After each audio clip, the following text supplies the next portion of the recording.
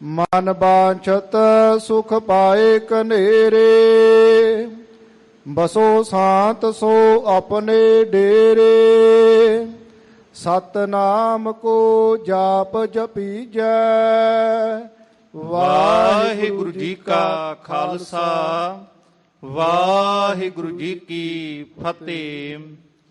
ਚਵਰ ਛਤਰ ਤਖਤ ਦੇ ਮਾਲਕ, ਸਮੁੱਚੀ ਮਨੁੱਖਤਾ ਸਰਵ ਕਾਇਨਾਤ ਦੇ ਰਹਿਬਰ, ਦਸਾਂ ਹੀ ਪਾਤਸ਼ਾਹੀਆਂ ਦੀ ਜੋਤ, ਸ਼ਬਦ ਬ੍ਰਹਮ ਸ਼ਬਦਾ ਅਵਤਾਰ ਸਤਿਗੁਰੂ, ਧੰਨ ਧੰਨ ਸਾਹਿਬ ਸ੍ਰੀ ਗੁਰੂ ਗ੍ਰੰਥ ਸਾਹਿਬ ਮਹਾਰਾਜ ਜੀ ਦੀ ਮੁਬਾਰਕ ਗੋਦ ਦੇ ਵਿੱਚ ਗੁਰਦੁਆਰਾ ਮੰਜੀ ਸਾਹਿਬ ਦੀਵਾਨ ਹਾਲ ਸ੍ਰੀ ਅੰਮ੍ਰਿਤਸਰ ਸਾਹਿਬ ਵਿਖੇ ਸੱਜੇ ਹੋਏ ਦੀਵਾਨ ਦੀ ਹਾਜ਼ਰੀ ਭਰ ਰਹੀ ਪਰਮ ਸਤਿਕਾਰਯੋਗ ਸਾਧ ਸੰਗਤ ਅਤੇ ਸੱਚਖੰਡ ਸ੍ਰੀ ਹਰਿਮੰਦਰ ਸਾਹਿਬ ਦੇ ਦਰਸ਼ਨ ਦੀਦਾਰ ਕਰਨ ਵਾਸਤੇ ਦੂਰੋਂ ਨੇੜਿਓਂ ਚੱਲ ਕੇ ਪਹੁੰਚੀ ਅਤੀ ਸਤਿਕਾਰਯੋਗ ਸੰਗਤ ਜੀ ਅਤੇ ਪੀਟੀਸੀ ਸਿਮਰਨ ਚੈਨਲ ਦੇ ਰਾਹੀਂ ਦੇਸ਼ ਵਿਦੇਸ਼ ਤੋਂ ਗੁਰਦੁਆਰਾ ਮੰਜੀ ਸਾਹਿਬ ਦੀਵਾਨ ਹਾਲ ਵਿਖੇ ਹਾਜ਼ਰੀ ਲਵਾ ਰਹੇ ਗੁਰੂ ਸਵਾਰਿਓ, ਸਤਿਗੁਰਾਂ ਦੀ ਬਖਸ਼ਿਸ਼ ਰਹਿਮਤ ਹੈ।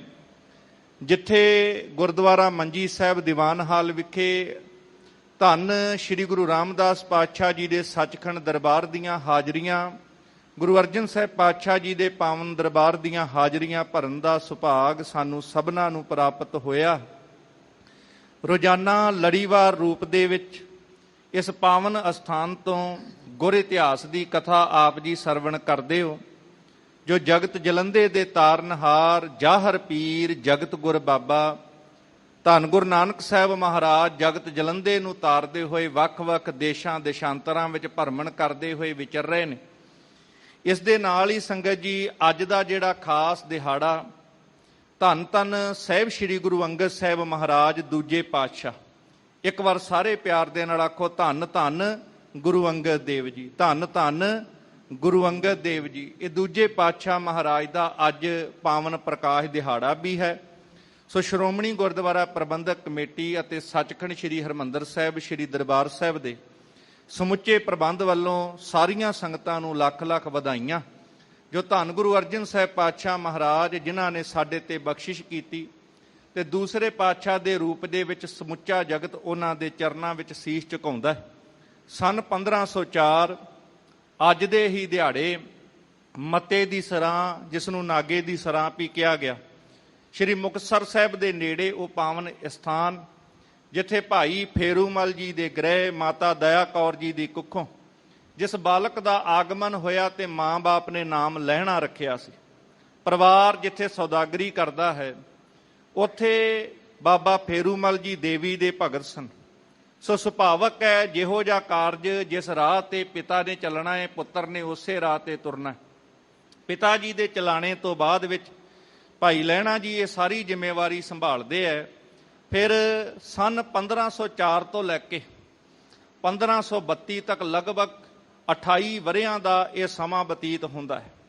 ਇਸ ਸਮੇਂ ਤੱਕ, ਇਹਨਾਂ ਸਮਿਆਂ ਦੇ ਦੌਰਾਨ ਜਿੱਥੇ ਆਪਣੇ ਪਰਿਵਾਰ ਦੀ, ਸਮਾਜ ਦੀ ਜ਼ਿੰਮੇਵਾਰੀ ਸੰਭਾਲਣੀ, ਦੇਵੀ ਦੇ ਜਗਰਾਤੇ ਕਰਨੇ, ਜੱਥੇ ਲੈ ਕੇ ਦਰਸ਼ਨਾਂ ਵਾਸਤੇ ਜਾਣਾ, ਪਰ ਗੁਰੂ ਦੀ ਰਹਿਮਤ ਬਖਸ਼ਿਸ਼ ਅੰਮ੍ਰਿਤ ਵੇਲੇ ਇੱਕ ਦਿਨ ਕੰਨਾਂ ਦੇ ਵਿੱਚ ਇੱਕ ਗੁਰੂ ਨਾਨਕ ਦਾ ਸਿੱਖ ਭਾਈ ਜੋਧ ਜੀ, ਜਿਹਦੇ ਪਾਸੋਂ ਆਸਾ ਕੀ ਵਾਰ ਦੀ 21ਵੀਂ ਪੌੜੀ ਦਾ ਪਾਠ ਪਿਆਰ ਨਾਲ ਸਰਵਣ ਕੀਤਾ ਕਿ ਜਿਤ ਸੇਵਿਐ ਸੁਖ ਪਾਈਐ, ਸੋ ਸਾਹਿਬ ਸਦਾ ਸੰਭਾਲੀਐ, ਜਿਤ ਕੀਤਾ ਪਾਈਐ ਆਪਣਾ, ਸਾ ਘਾਲ ਬੁਰੀ ਕਿਉਂ ਘਾਲੀਐ, ਮੰਦਾ ਮੂਲ ਨਾ ਕੀਚਈ, ਦੇ ਲੰਮੀ ਨਦਰ ਨਿਹਾਲੀਐ, ਜਿਉ ਸਾਹਿਬ ਨਾਲ ਨਾ ਹਾਰੀਐ, ਤੇ ਵੇਹਾ ਪਾਸਾ ਢਾਲੀਐ, ਕਿਛ ਲਾਹੇ ਉੱਪਰ ਘਾਲੀਐ।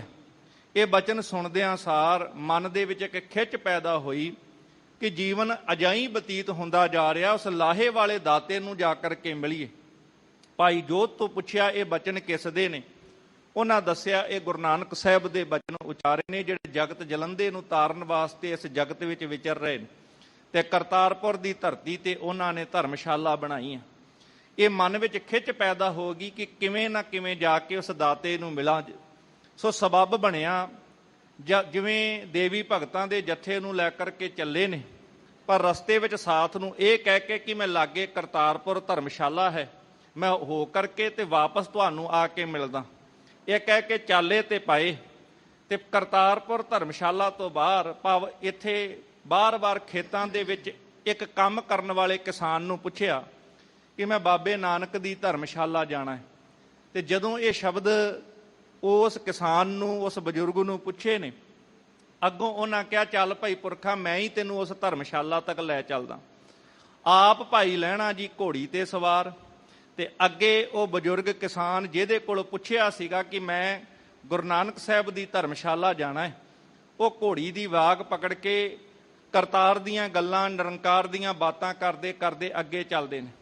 ਧਰਮਸ਼ਾਲਾ ਦੇ ਬਾਹਰ ਦੱਸ ਕੇ ਕਿ ਇਹ ਧਰਮਸ਼ਾਲਾ ਹੈ, ਇੱਥੇ ਘੋੜੀ ਬੰਨ੍ਹ ਦਿਓ, ਇਹ ਇਸ਼ਾਰਾ ਦੇ ਦਿੱਤਾ। ਪਰ ਦੂਸਰੇ ਪਾਸੇ ਆਪ ਉਹ ਬਜ਼ੁਰਗ ਉੱਥੋਂ ਆਸੇ-ਪਾਸੇ ਹੋ ਗਏ, ਨਜ਼ਰ ਨਹੀਂ ਆਏ। ਭਾਈ ਲਹਿਣਾ ਜੀ ਘੋੜੀ ਨੂੰ ਬੰਨ੍ਹ ਕੇ ਜਿਸ ਵਕਤ ਧਰਮਸ਼ਾਲਾ ਵਿੱਚ ਦਾਖਲ ਹੋਏ ਤੇ ਹੈਰਾਨ ਹੋ ਗਏ। ਇੱਕਦਮ ਹੈਰਾਨੀ ਦੀ ਹੱਦ ਨਾ ਰਹੀ ਕਿ ਜਿਸ ਬਜ਼ੁਰਗ ਕੋਲੋਂ, ਜਿਸ ਬਾਬੇ ਦੇ ਕੋਲੋਂ ਮੈਂ ਰਸਤਾ ਪੁੱਛਦਾ ਹੋਇਆ ਆ ਰਿਹਾ ਸਾਂ, ਇਹ ਬਜ਼ੁਰਗ ਬਾਬਾ ਕੋਈ ਹੋਰ ਨਹੀਂ, ਉਹ ਸਾਹਮਣੇ ਮੰਜੀ ਤੇ ਬੈਠੇ ਹੋਏ ਜਗਤ ਗੁਰੂ ਧੰਨ ਗੁਰੂ ਨਾਨਕ ਸਾਹਿਬ ਮਹਾਰਾਜ ਨੇ। ਇੱਕੋ ਦਮ ਚਰਨਾਂ ਤੇ ਢਹਿ ਪਏ ਤੇ ਸਤਿਗੁਰਾਂ ਦੇ ਚਰਨਾਂ ਤੇ ਢਹਿ ਕੇ ਆਪਣੇ ਨੇਤਰਾਂ ਦੇ ਨਾਲ ਗੁਰੂ ਸਾਹਿਬ ਦੇ ਚਰਨ ਧੋ ਦਿੱਤੇ। ਸਤਿਗੁਰ ਪਾਤਸ਼ਾਹ ਨੇ ਮੋਢੇ ਤੇ ਹੱਥ ਰੱਖਿਆ, ਸਿਰ ਤੇ ਹੱਥ ਫੇਰਿਆ ਤੇ ਪਿਆਰ ਨਾਲ ਪੁੱਛਿਆ, ਪੁਰਖਾ ਗੱਲੀ ਬਾਤੀ ਤੁਰਦੇ ਹੋਏ ਆਏ, ਮੈਂ ਤਾਂ ਤੇਰਾ ਨਾਂ ਹੀ ਪੁੱਛਣਾ ਭੁੱਲ ਗਿਆ। ਇੱਥੇ ਅੰਦਰੋਂ ਮਨ ਦੇ ਵਿੱਚ ਇੰਨਾ ਕੁ ਪਿਆਰ ਭਰਿਆ ਤੇ ਖਿਮਾ ਭਾਵ ਦੇ ਵਿੱਚ ਗੁਰੂ ਚਰਨਾਂ ਦੇ ਵਿੱਚ ਇਹ ਬੇਨਤੀ ਕਰਦੇ, ਪਾਤਸ਼ਾਹ ਮੇਰੇ ਤੋਂ ਗਲਤੀ ਹੋ ਗਈ, ਮੇਰੇ ਤੋਂ ਬੜਾ ਵੱਡਾ ਅਪਰਾਧ ਹੋ ਗਿਆ। ਸਤਿਗੁਰੂ ਸਿਰ ਤੇ ਹੱਥ ਫੇਰ ਕੇ ਪੁੱਛਦੇ ਨੇ, ਪੁਰਖਾ ਮੈਂ ਤਾਂ ਤੇਰਾ ਨਾਂ ਹੀ ਪੁੱਛਣਾ ਭੁੱਲ ਗਿਆ। ਤੇ ਹੁਣ ਕੰਬਦੀ ਹੋਈ ਆਵਾਜ਼ ਦੇ ਵਿੱਚ ਕਹਿੰਦੇ ਨੇ ਕਿ ਪਹਿਲੀ ਗਲਤੀ ਮਨ 'ਚ ਸੋਚਿਆ ਕਿ ਹੋ ਗਈ ਹੈ ਕਿ ਜਿਹਨੂੰ ਮੈਂ ਮਿਲਣ ਵਾਸਤੇ ਆਇਆ ਉਹ ਪੈਦਲ ਤੁਰ ਕੇ ਘੋੜੀ ਦੀ ਵਾਗ ਪਕੜ ਕੇ ਚੱਲੇ ਤੇ ਮੈਂ ਘੋੜੀ ਤੇ ਬੈਠ ਕੇ ਚੱਲਿਆ। ਇਹ ਪਹਿਲਾ ਅਪਰਾਧ ਤੇ ਮੈਂ ਕੀਤਾ ਹੈ। ਹੁਣ ਜੇ ਨਾ ਪੁੱਛਿਆ, ਮੈਂ ਉਹ ਨਾ ਜਵਾਬ ਦਿੱਤਾ ਤੇ ਇਹ ਦੂਜਾ ਅਪਰਾਧ ਹੋਏਗਾ। ਕੰਬਦੀ ਆਵਾਜ਼ ਵਿੱਚ ਕਹਿਣ ਲੱਗੇ, ਜੀ ਮੇਰਾ ਨਾਮ ਮਾਂ-ਬਾਪ ਨੇ ਲਹਿਣਾ ਰੱਖਿਆ। ਤੇ ਇਤਿਹਾਸਕਾਰ ਕਹਿੰਦੇ ਨੇ ਕਿ ਸਤਿਗੁਰਾਂ ਨੇ ਹੱਥ ਤੇ ਤਾੜੀ ਮਾਰੀ ਤੇ ਮੁਸਕਰਾਉਂਦੇ ਹੋਏ ਬੜੇ ਪਿਆਰ ਦੇ ਨਾਲ ਕਹਿਣ ਲੱਗੇ, ਪੁਰਖਾ ਫਿਰ ਘਬਰਾਉਂਦਾ ਕਾਹਤੋਂ ਹੈ? ਤੂੰ ਲੈਣਾ ਤੇ ਅਸੀਂ ਦੇਣਾ, ਤੇ ਲੈਣ ਦੇਰ ਤੇ ਸਦਾ ਘੋੜੀ ਤੇ ਚੜ ਕੇ ਹੀ ਆਇਆ ਕਰਦੇ ਨੇ। ਇਦਾਂ ਕਹਿ ਕੇ ਪਿਆਰ ਅਸੀਸ ਦੇ ਕਰਕੇ ਮਨ ਨੂੰ ਹੌਲਾ ਕਰ ਦਿੱਤਾ। ਬਸ ਇਸ ਦਿਨ ਤੋਂ ਭਾਈ ਲਹਿਣਾ ਜੀ ਗੁਰੂ ਨਾਨਕ ਸਾਹਿਬ ਦੇ ਹੋ ਗਏ। 1532 ਤੋਂ ਲੈ ਕੇ 1539 ਤੱਕ ਸੇਵਾ ਤੇ ਸਿਮਰਨ ਦੀ ਹੁਕਮ ਮੰਨਣ ਦੀ ਉਹ ਘਾਲਣਾ ਘਾਲੀ ਕਿ ਗੁਰੂ ਨਾਨਕ ਸਾਹਿਬ ਮਹਾਰਾਜ ਜੀ ਦੇ ਇੱਕ ਇੱਕ ਬਚਨ ਨੂੰ 7 ਬਚਨ ਕਹਿ ਕੇ ਪ੍ਰਵਾਨ ਕੀਤਾ। ਇਹ ਜੀਵਨ ਵਿੱਚ ਪੱਲੇ ਬੰਨ ਲਿਆ ਕਿ ਹੁਕਮ ਰਜ਼ਾਈ ਚੱਲਣਾ, ਨਾਨਕ ਲਿਖਿਆ ਨਾਲ, ਹੁਕਮ ਮੰਨਿਆ ਹੋਵੇ ਪ੍ਰਵਾਨ ਤਾਂ ਖਸਮੈ ਕਾ ਮਹਿਲ ਪਾਏ ਸੀ। ਜੇ ਗੁਰੂ ਨਾਨਕ ਸਾਹਿਬ ਨੇ ਕੋਈ ਬਚਨ ਕਰਨਾ, 7 ਬਚਨ ਕਹਿ ਕੇ ਪ੍ਰਵਾਨ ਕਰਨਾ, ਉਹਨਾਂ ਹੁਕਮਾਂ ਦੇ ਅਨੁਸਾਰ ਆਪਣਾ ਜੀਵਨ ਢਾਲਿਆ। ਤੇ ਇੱਕ ਦਿਨ ਗੁਰੂ ਨਾਨਕ ਸਾਹਿਬ ਦੀ ਬਖਸ਼ਿਸ਼, ਜਿੱਥੇ ਬਾਕੀ ਸਿੱਖ ਸੰਗਤਾਂ ਵੀ ਬੈਠੀਆਂ ਨੇ, ਹੋਰ ਵੀ ਸੱਜਣ ਨੇ, ਹੋਰ ਪਰਿਵਾਰ ਪੁੱਤਰ ਵੀ ਨੇ, ਤੇ ਕਹਿੰਦੇ ਨੇ ਮੁਰਦਾ ਖਾਓ। ਤੇ ਸਤਿਗੁਰ ਪਾਤਸ਼ਾਹ ਮਹਾਰਾਜ ਜੀ ਦੇ ਕੋਲ ਕਈਆਂ ਨੇ ਮੇਰੇ ਵਰਗੇ ਕਿੰਤੂ ਪਰੰਤੂ ਕਰਨ ਵਾਲੇ ਹੋਇਆ ਕਰਦੇ। ਉਹ ਕਹਿੰਦੇ ਜੀ ਇਹ ਵੀ ਕੋਈ ਗੱਲ ਹੈ? ਪਰ ਹੱਥ ਜੋੜ ਕੇ ਭਾਈ ਲਹਿਣਾ ਜੀ ਕਹਿੰਦੇ, ਪਾਤਸ਼ਾਹ ਬਚਨ ਕਰੋ ਸਿਰ ਵਾਲੇ ਪਾਸਿਓਂ ਕਿ ਪੈਰਾਂ ਵਾਲੇ ਪਾਸਿਓਂ।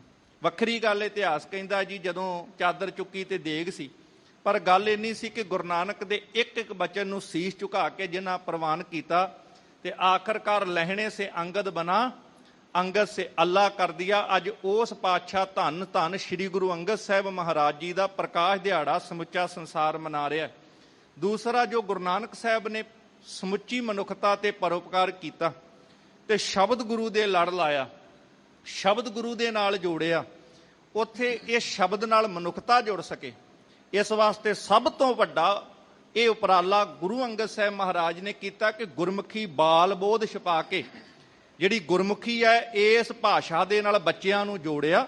ਕਿਉਂਕਿ ਜੇ ਗੁਰਮੁਖੀ ਨਾਲ ਬੱਚੇ ਜੁੜ ਜਾਣਗੇ, ਪੜ੍ਹਨਾ ਲਿਖਣਾ ਸਿੱਖ ਜਾਣਗੇ ਤੇ ਸ਼ਬਦ ਗੁਰੂ ਗੁਰਬਾਣੀ ਦੇ ਨਾਲ ਜੁੜ ਜਾਣਗੇ। ਇਹ ਗੁਰੂ ਅੰਗਦ ਸਾਹਿਬ ਮਹਾਰਾਜ ਦੀ ਕਿਰਪਾ ਹੈ।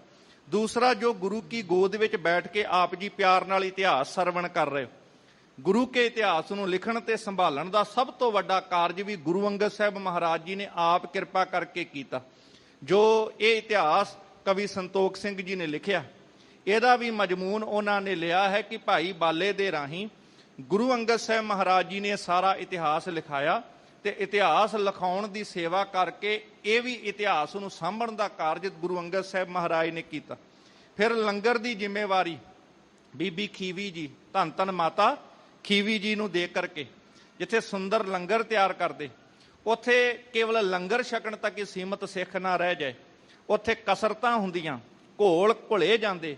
ਸਰੀਰ ਨੂੰ ਵੀ ਤੰਦਰੁਸਤ ਬਣਾਉਣ ਵਾਸਤੇ ਸਤਿਗੁਰਾਂ ਨੇ ਇਹ ਉਪਰਾਲੇ ਕੀਤੇ। ਜਦੋਂ ਖਡੂਰ ਸਾਹਿਬ ਦੀ ਧਰਤੀ ਤੇ ਜਾਂਦੇ ਆ ਤੇ ਗੁਰੂ ਅੰਗਦ ਸਾਹਿਬ ਦੀਆਂ ਉਹ ਬਖਸ਼ਿਸ਼ਾਂ ਦਾ ਇਤਿਹਾਸ ਉਸ ਥਾਂ ਤੋਂ ਪ੍ਰਤੱਖ ਨਜ਼ਰ ਆਉਂਦਾ। ਸੋ ਗੁਰੂ ਅੰਗਦ ਸਾਹਿਬ ਮਹਾਰਾਜ ਜਿਨ੍ਹਾਂ ਦਾ ਅੱਜ ਪ੍ਰਕਾਸ਼ ਪੁਰਬ ਮਨਾ ਰਹੇ ਆ, ਕੋਸ਼ਿਸ਼ ਕਰੀਏ ਜਿੱਥੇ ਉਹਨਾਂ ਦਾ ਇਤਿਹਾਸ ਲਮੇਰਾ ਹੈ, ਪਰ ਇੱਕ ਚੀਜ਼ ਆਪਣੇ ਜੀਵਨ ਦੇ ਪੱਲੇ ਬੰਨੀਏ ਕਿ ਆਪਣੇ ਬੱਚਿਆਂ ਨੂੰ ਦੁਨਿਆਵੀ ਪੜ੍ਹਾਈ ਦੇ ਨਾਲ ਨਾਲ ਗੁਰਮਤ ਦੀ ਤੇ ਗੁਰਮੁਖੀ ਭਾਸ਼ਾ ਦੀ ਸਿਖਲਾਈ ਚੰਗੇ ਪੱਧਰ ਤੇ ਜ਼ਰੂਰ ਦਿਵਾਈਏ। ਜਿਹੜੇ ਪੰਜਾਬ 'ਚ ਰਹਿੰਦੇ ਨੇ, ਬੇਸ਼ੱਕ ਸਕੂਲਾਂ ਵਿੱਚ ਗੁਰਮੁਖੀ ਭਾਸ਼ਾ ਦਾ ਪ੍ਰਬੰਧ ਹੈ, ਪਰ ਪੰਜਾਬ ਤੋਂ ਬਾਹਰ ਵੱਖ-ਵੱਖ ਸਟੇਟਾਂ ਦੇ ਵਿੱਚ ਜਿੱਥੇ ਨਹੀਂ ਪ੍ਰਬੰਧ, ਉੱਥੇ ਉਚੇਚੇ ਤੌਰ ਤੇ ਗੁਰਮੁਖੀ ਭਾਸ਼ਾ ਨਾਲ ਬੱਚਿਆਂ ਨੂੰ ਜੋੜਨ ਦਾ ਉਪਰਾਲਾ ਕਰੀਏ।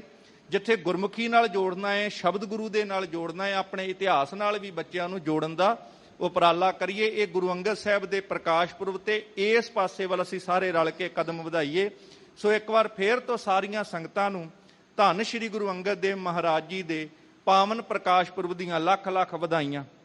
ਸੋ ਆਓ, ਜਿਹੜੇ ਇਤਿਹਾਸ ਦੀ ਲੜੀ ਆਪ ਜੀ ਸਰਵਣ ਕਰ ਰਹੇ ਸੋ ਕਿ ਜਗਤ ਜਲੰਦੇ ਨੂੰ ਤਾਰਦੇ ਹੋਏ ਧੰਨ ਗੁਰੂ ਨਾਨਕ ਸਾਹਿਬ ਮਹਾਰਾਜ ਦੇਸ਼ਾਂ ਦੇਸ਼ਾਂਤਰਾਂ ਵਿੱਚ ਵਿਚਰਦੇ ਹੋਏ ਇੱਕ ਐਸੇ ਇਲਾਕੇ ਪਿੰਡ ਵਿੱਚ ਪਹੁੰਚੇ ਨੇ ਜਿੱਥੋਂ ਦੇ ਪਿੰਡ ਦੇ ਲੋਕ ਸਾਰਾ ਨਗਰ ਛੱਡ ਕਰਕੇ ਤੇ ਆਪਣਾ ਸਮਾਨ ਸੰਭਾਲ ਕਰਕੇ ਨਗਰ ਨੂੰ ਛੱਡ ਕੇ ਕਿਤੇ ਬਾਹਰ ਚਾਲੇ ਪਾਉਣ ਲੱਗੇ ਸਨ। ਤੇ ਸਤਿਗੁਰ ਪਾਤਸ਼ਾਹ ਮਹਾਰਾਜ ਜੀ ਨੇ ਉਹਨਾਂ ਨੂੰ ਪੁੱਛਿਆ, ਭਾਈ ਕੀ ਗੱਲ ਹੋ ਗਈ, ਤੁਸੀਂ ਸਾਰੇ ਦੇ ਸਾਰੇ ਲੋਕ ਨਗਰ ਛੱਡ ਕੇ ਕਿਉਂ ਚਲੇ ਜਾ ਰਹੇ ਹੋ? ਉਹਨਾਂ ਲੋਕਾਂ ਨੇ ਦੱਸਿਆ ਕਿ ਇਸ ਨਗਰ ਦੇ ਵਿੱਚ 6 ਮਹੀਨਿਆਂ ਪਿੱਛੋਂ ਸਮੇਂ-ਸਮੇਂ ਤੇ ਅੱਗ ਲੱਗ ਜਾਂਦੀ ਹੈ, ਸਾਰਾ ਨਗਰ ਉੱਜੜ ਜਾਂਦਾ ਹੈ, ਸਭ ਕੁਝ ਤਬਾਹ ਹੋ ਜਾਂਦਾ ਹੈ। ਇਸ ਕਰਕੇ ਅਸੀਂ ਇਹ ਨਗਰ ਛੱਡ ਕੇ ਕੁਝ ਸਮੇਂ ਵਾਸਤੇ ਚਲੇ ਜਾਂਦੇ ਹਾਂ ਤੇ ਫਿਰ ਜਦੋਂ ਸੰਕਟ ਟਲ ਜਾਂਦਾ ਹੈ ਤੇ ਦੁਬਾਰਾ ਫਿਰ ਇਸ ਨਗਰ ਦੇ ਵਿੱਚ ਆ ਜਾਂਦੇ ਹਾਂ। ਧੰਨ ਗੁਰੂ ਨਾਨਕ ਸਾਹਿਬ ਮਹਾਰਾਜ ਜੀ ਨੇ ਉਹਨਾਂ ਮਨੁੱਖਾਂ ਦੀ ਇਹ ਗੱਲ ਸੁਣ ਕਰਕੇ ਬੜੇ ਪਿਆਰ ਦੇ ਨਾਲ ਇਹ ਬਚਨ ਕੀਤਾ ਕਿ ਭਾਈ, ਜਦੋਂ ਅਸੀਂ ਪਰਮੇਸ਼ਰ ਤੋਂ ਟੁੱਟ ਜਾਂਦੇ ਹਾਂ, ਪਰਮੇਸ਼ਰ ਨੂੰ ਭੁੱਲ ਜਾਂਦੇ ਹਾਂ ਤੇ ਕਈ ਪ੍ਰਕਾਰ ਦੇ ਸੰਕਟ, ਕਈ ਪ੍ਰਕਾਰ ਦੇ ਵਿਘਨ ਤੇ ਕਈ ਪ੍ਰਕਾਰ ਦੀਆਂ ਪਰੇਸ਼ਾਨੀਆਂ ਸਾਡੇ ਜੀਵਨ ਤੇ ਆ ਕਰਕੇ ਅਸਰ ਪਾਉਂਦੀਆਂ ਨੇ। ਇਸ ਕਰਕੇ ਭਾਈ, ਤੁਸੀਂ ਕਰਤਾਰ ਦੀ, ਨਿਰੰਕਾਰ ਦੀ ਸਿੱਖੀ ਨੂੰ ਧਾਰਨ ਕਰੋ। ਇਹ ਸਿੱਖੀ ਸ਼ਬਦ ਆਪਣੇ ਆਪ ਵਿੱਚ ਅਗਾਂਹ ਵਧੂ ਇੱਕ ਸੋਚ ਹੈ ਜੋ ਚੰਗੇ ਗੁਣ ਸਿੱਖਣ, ਚੰਗਿਆਈ ਸਿੱਖਣ ਦੀ ਪ੍ਰੇਰਨਾ ਦਿੰਦਾ ਹੈ। ਇਹ ਸਿੱਖੀ ਅੰਦਰ ਨਿਮਰਤਾ ਭਰਦੀ ਹੈ। ਇਸ ਕਰਕੇ ਭਾਈ, ਜਿੱਥੇ ਸਿੱਖੀ ਨੂੰ ਆਪਣੇ ਜੀਵਨ ਵਿੱਚ ਧਾਰਨ ਕਰੋ, ਸਤਨਾਮ ਦਾ ਜਾਪ ਜਪਣਾ ਕਰੋ। ਇਸ ਤਰ੍ਹਾਂ ਸਤਿਗੁਰੂ ਜੀ ਜਿਵੇਂ ਉਪਦੇਸ਼ ਦੇ ਕੇ ਉਹਨਾਂ ਦਾ ਭਲਾ ਕਰਦੇ ਹੈ। ਅਗਲਾ ਪ੍ਰਸੰਗ ਸਰਵਣ ਕਰਨ ਵਾਸਤੇ ਮਨ ਦੀ ਇਕਾਗਰਤਾ ਗੁਰੂ ਚਰਨਾਂ ਵਿੱਚ ਟਿਕਾਈਏ ਤੇ ਸਾਰੇ ਪਿਆਰ ਦੇ ਨਾਲ ਉਚਾਰਨ ਕਰੋ ਜੀ, ਸਤਨਾਮ ਸ਼੍ਰੀ ਵਾਹਿਗੁਰੂ ਸਾਹਿਬ ਜੀ। ਸਤਨਾਮ ਸ੍ਰੀ ਵਾਹਿਗੁਰੂ ਸਾਹਿਬ ਜੀ। ਚੌਪਈ ਸਤਨਾਮ ਕੋ ਜਾਪ ਜਪੀਜੈ। ਸਤਿਗੁਰੂ ਗੁਰੂ ਨਾਨਕ ਸਾਹਿਬ ਕਹਿਣ ਲੱਗੇ, ਭਾਈ, ਜੇ ਤੁਸੀਂ ਆਪਣੇ ਡਰ, ਆਪਣੇ ਦੁੱਖ, ਆਪਣੀਆਂ ਪਰੇਸ਼ਾਨੀਆਂ ਤੋਂ ਮੁਕਤੀ ਪਾਉਣਾ ਚਾਹੁੰਦੇ ਹੋ ਤੇ ਇਸ ਕਰਕੇ ਭਾਈ ਸਾਰੇ ਸਤਨਾਮ ਦਾ ਜਾਪ ਜਪਿਆ ਕਰੋ। ਜਦੋਂ ਗੁਰਮੁਖੋ ਆਪ ਜੀ ਗੁਰਬਾਣੀ ਪੜ੍ਹਦੇ ਸੁਣਦੇ ਹੋ, ਪਰਮੇਸ਼ਰ ਦੇ ਬੇਅੰਤ ਨਾਮ ਗੁਰੂ ਗ੍ਰੰਥ ਸਾਹਿਬ ਦੀ ਬਾਣੀ ਵਿੱਚ ਵਰਤੇ ਹਨ। ਉਹਨਾਂ ਸਾਰਿਆਂ ਨਾਵਾਂ ਕਰਕੇ ਪਰਮੇਸ਼ਰ ਦਾ ਸਤਿਕਾਰ ਹੈ। ਕੋਈ ਬੋਲੇ ਰਾਮ ਰਾਮ, ਕੋਈ ਖੁਦਾਏ, ਕੋਈ ਸੇਵੈ ਗੁਸਈਆਂ, ਕੋਈ ਅੱਲਾਹੇ, ਕੋਈ ਵੱਖਰੇ ਵੱਖਰੇ ਨਾਵਾਂ ਨਾਲ ਰੱਬ ਨੂੰ ਕੋਈ ਪੁਕਾਰਦਾ ਹੈ। ਇੱਥੇ ਸਾਹਿਬ ਨੇ ਬਾਣੀ ਦੇ ਵਿੱਚ ਇਹ ਵੀ ਬਚਨ ਕਹੇ ਨੇ ਕਿ ਕਿਰਤਮ ਨਾਮ ਕਥੇ ਤੇਰੇ ਜਿਹਬਾ, ਕਿ ਹੇ ਪਰਮੇਸ਼ਰ ਜੀਓ, ਤੇਰੇ ਕੀਤੇ ਹੋਏ ਕਰਮਾਂ ਨੂੰ ਵੇਖ ਕੇ ਇਸ ਜਿਹਬਾ ਦੇ ਨਾਲ ਤੇਰੇ ਵੱਖਰੇ ਵੱਖਰੇ ਨਾਮ ਲੋਕ ਉਚਾਰਦੇ ਨੇ। ਜਿਵੇਂ ਆਪਾਂ ਜਾਪ ਸਾਹਿਬ ਦੇ ਵਿੱਚ ਵੱਖਰੇ ਵੱਖਰੇ ਨਾਵਾਂ ਰਾਹੀਂ ਨਿਰੰਕਾਰ ਨੂੰ ਸੀਸ ਝੁਕਾਉਂਦੇ ਹਾਂ, ਉਹਦੇ ਨਾਮ ਬੜੇ ਨੇ। ਕਿਰਤਮ ਨਾਮ ਕਥੇ ਤੇਰੇ ਜਿਹਬਾ, ਪਰ ਨਾਲ ਸਾਹਿਬ ਕਹਿੰਦੇ ਸਤਨਾਮ ਤੇਰਾ ਪਰਾ ਪੂਰਬਲਾ, ਤੇਰਾ ਸਭ ਤੋਂ ਪਹਿਲਾ ਤੇ ਪੂਰਬਲਾ ਨਾਮ ਹੈ ਹੀ ਸਤ ਨਾਮ, ਜਿਹਦੇ ਬਾਰੇ ਆਦ ਸੱਚ, ਜੁਗਾਦ ਸੱਚ, ਹੈ ਭੀ ਸੱਚ, ਨਾਨਕ ਹੋਸੀ ਭੀ ਸੱਚ ਕਹਿ ਕਰਕੇ ਬਾਰ-ਬਾਰ ਨਮਨ ਕੀਤਾ। ਸਾਹਿਬ ਕਹਿੰਦੇ ਜੇ ਸਿਮਰਨਾ ਹੈ ਨਾਮ, ਉਸ ਸਤ ਦਾ ਨਾਮ ਜਪਣਾ ਕਰੋ।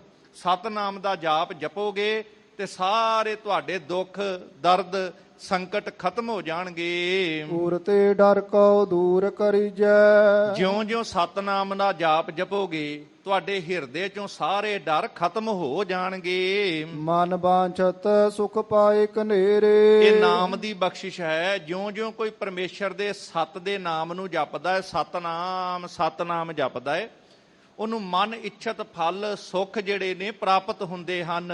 ਬਸੋ ਸ਼ਾਂਤ ਸੋ ਆਪਣੇ ਡੇਰੇ। ਹੇ ਭਾਈ, ਸਤਨਾਮ ਉਹ ਬਖਸ਼ਿਸ਼ ਕਰਦਾ ਹੈ ਕਿ ਜਿਹੜਾ ਜਪਦਾ ਹੈ ਉਹਦੇ ਅੰਦਰ ਸ਼ਾਂਤੀ ਆ ਜਾਂਦੀ ਹੈ, ਉਹਦੇ ਮਨ ਵਿੱਚ ਟਿਕਾ ਆ ਜਾਂਦਾ ਹੈ ਤੇ ਹਰ ਪ੍ਰਕਾਰ ਦੀਆਂ ਪਰੇਸ਼ਾਨੀਆਂ ਤੋਂ ਮੁਕਤ ਹੋ ਕੇ ਸੁੱਖ ਨਾਲ ਉਹ ਆਪਣੇ ਨਿਵਾਸ ਸਥਾਨਾਂ ਤੇ ਵਸਦਾ ਹੈ। ਅਬ ਤੇ ਲਗੇ ਨ ਅਗਨ ਅਗਾਰੀ। ਹੇ ਭਾਈ, ਜਦੋਂ ਪਰਮੇਸ਼ਰ ਤੋਂ ਟੁੱਟ ਜਾਂਦੇ ਆ ਤੇ ਜਿੱਥੇ ਹਿਰਦੇ ਕਰਕੇ ਕਈ ਵਿਕਾਰਾਂ ਦੀ ਅੱਗ ਸਾੜਦੀ ਹੈ, ਉਥੇ ਬਾਹਰੋਂ ਵੀ ਕਈ ਪ੍ਰਕਾਰ ਦੀਆਂ ਅੱਗਾਂ ਮਨੁੱਖ ਨੂੰ ਘੇਰਾ ਪਾ ਲੈਂਦੀਆਂ।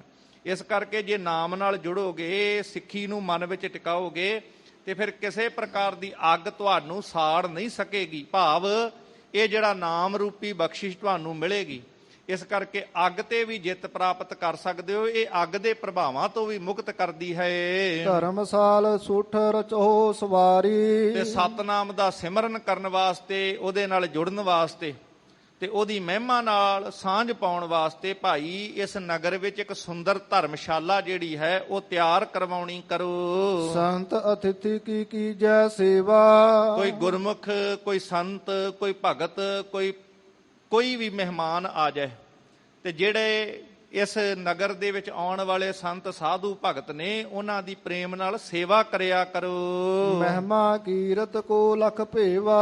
ਤੇ ਉਹ ਨਿਰੰਕਾਰ ਪਰਮੇਸ਼ਰ ਉਹਦੀ ਵਡਿਆਈ ਨੂੰ ਆਪਣੇ ਅੰਤਸ਼ਕਰਨ ਦੇ ਵਿੱਚ ਜਾਣਨਾ ਕਰੋ, ਜਿਹਦੇ ਹੁਕਮ ਵਿੱਚ ਇਹ ਸਾਰੀ ਕਾਇਨਾਤ ਚੱਲ ਰਹੀ ਹੈ। ਜੋ ਸਤਿਗੁਰਾਂ ਦੇ ਬਚਨ ਵੀ ਆਪ ਜੀ ਪੜ੍ਹਦੇ ਸੁਣਦੇ ਹੋ ਕਿ ਭੈ ਵਿੱਚ ਪਵਨ ਵਹਿ ਸਦ ਵਾਓ, ਭੈ ਵਿੱਚ ਚੱਲੇ ਲੱਖ ਦਰਿਆਓ, ਭੈ ਵਿੱਚ ਅਗਨ ਕੱਢੈ ਵੇਗਾਰ। ਜਿਸ ਮਾਲਕ ਦੇ ਭੈ ਵਿੱਚ ਹੁਕਮ ਵਿੱਚ ਅੱਗ ਵੀ ਵੇਗਾਰ ਕੱਢਦੀ ਹੈ। ਭਾਵ ਜਿਹੜਾ ਕੰਮ ਕਿਸੇ ਕੋ ਬਿਨਾਂ ਮਜ਼ਦੂਰੀ ਦੇ ਦਿੱਤਿਆਂ ਕਰਵਾਇਆ ਜਾਵੇ ਨਾ, ਉਹਨੂੰ ਕਿਹਾ ਜਾਂਦਾ ਹੈ ਵੇਗਾਰ। ਭਾਵ ਬਿਨਾਂ ਮਜ਼ਦੂਰੀ ਦਿੱਤਿਆਂ ਕਿਸੇ ਕੋ ਕੰਮ ਕਰਾਉਣਾ। ਤੇ ਅੱਗ ਵੀ ਉਸ ਪਰਮੇਸ਼ਰ ਦੇ ਹੁਕਮ ਵਿੱਚ ਦਿਨ ਰਾਤ ਕਾਰ ਕਰ ਰਹੀ ਹੈ। ਇਸ ਕਰਕੇ ਜਿਹੜਾ ਸਾਰੀ ਕਾਇਨਾਤ ਉਹਦੇ ਹੁਕਮ ਵਿੱਚ ਹੈ, ਉਸ ਪਰਮੇਸ਼ਰ ਦੀ ਕੀਰਤੀ ਮਨ ਵਿੱਚ ਕਰਨਾ ਕਰੋ। ਸੋਨਕਾਰ ਔਰ ਤਾਰ ਹਰਖ ਵਿਸਾਲਾ।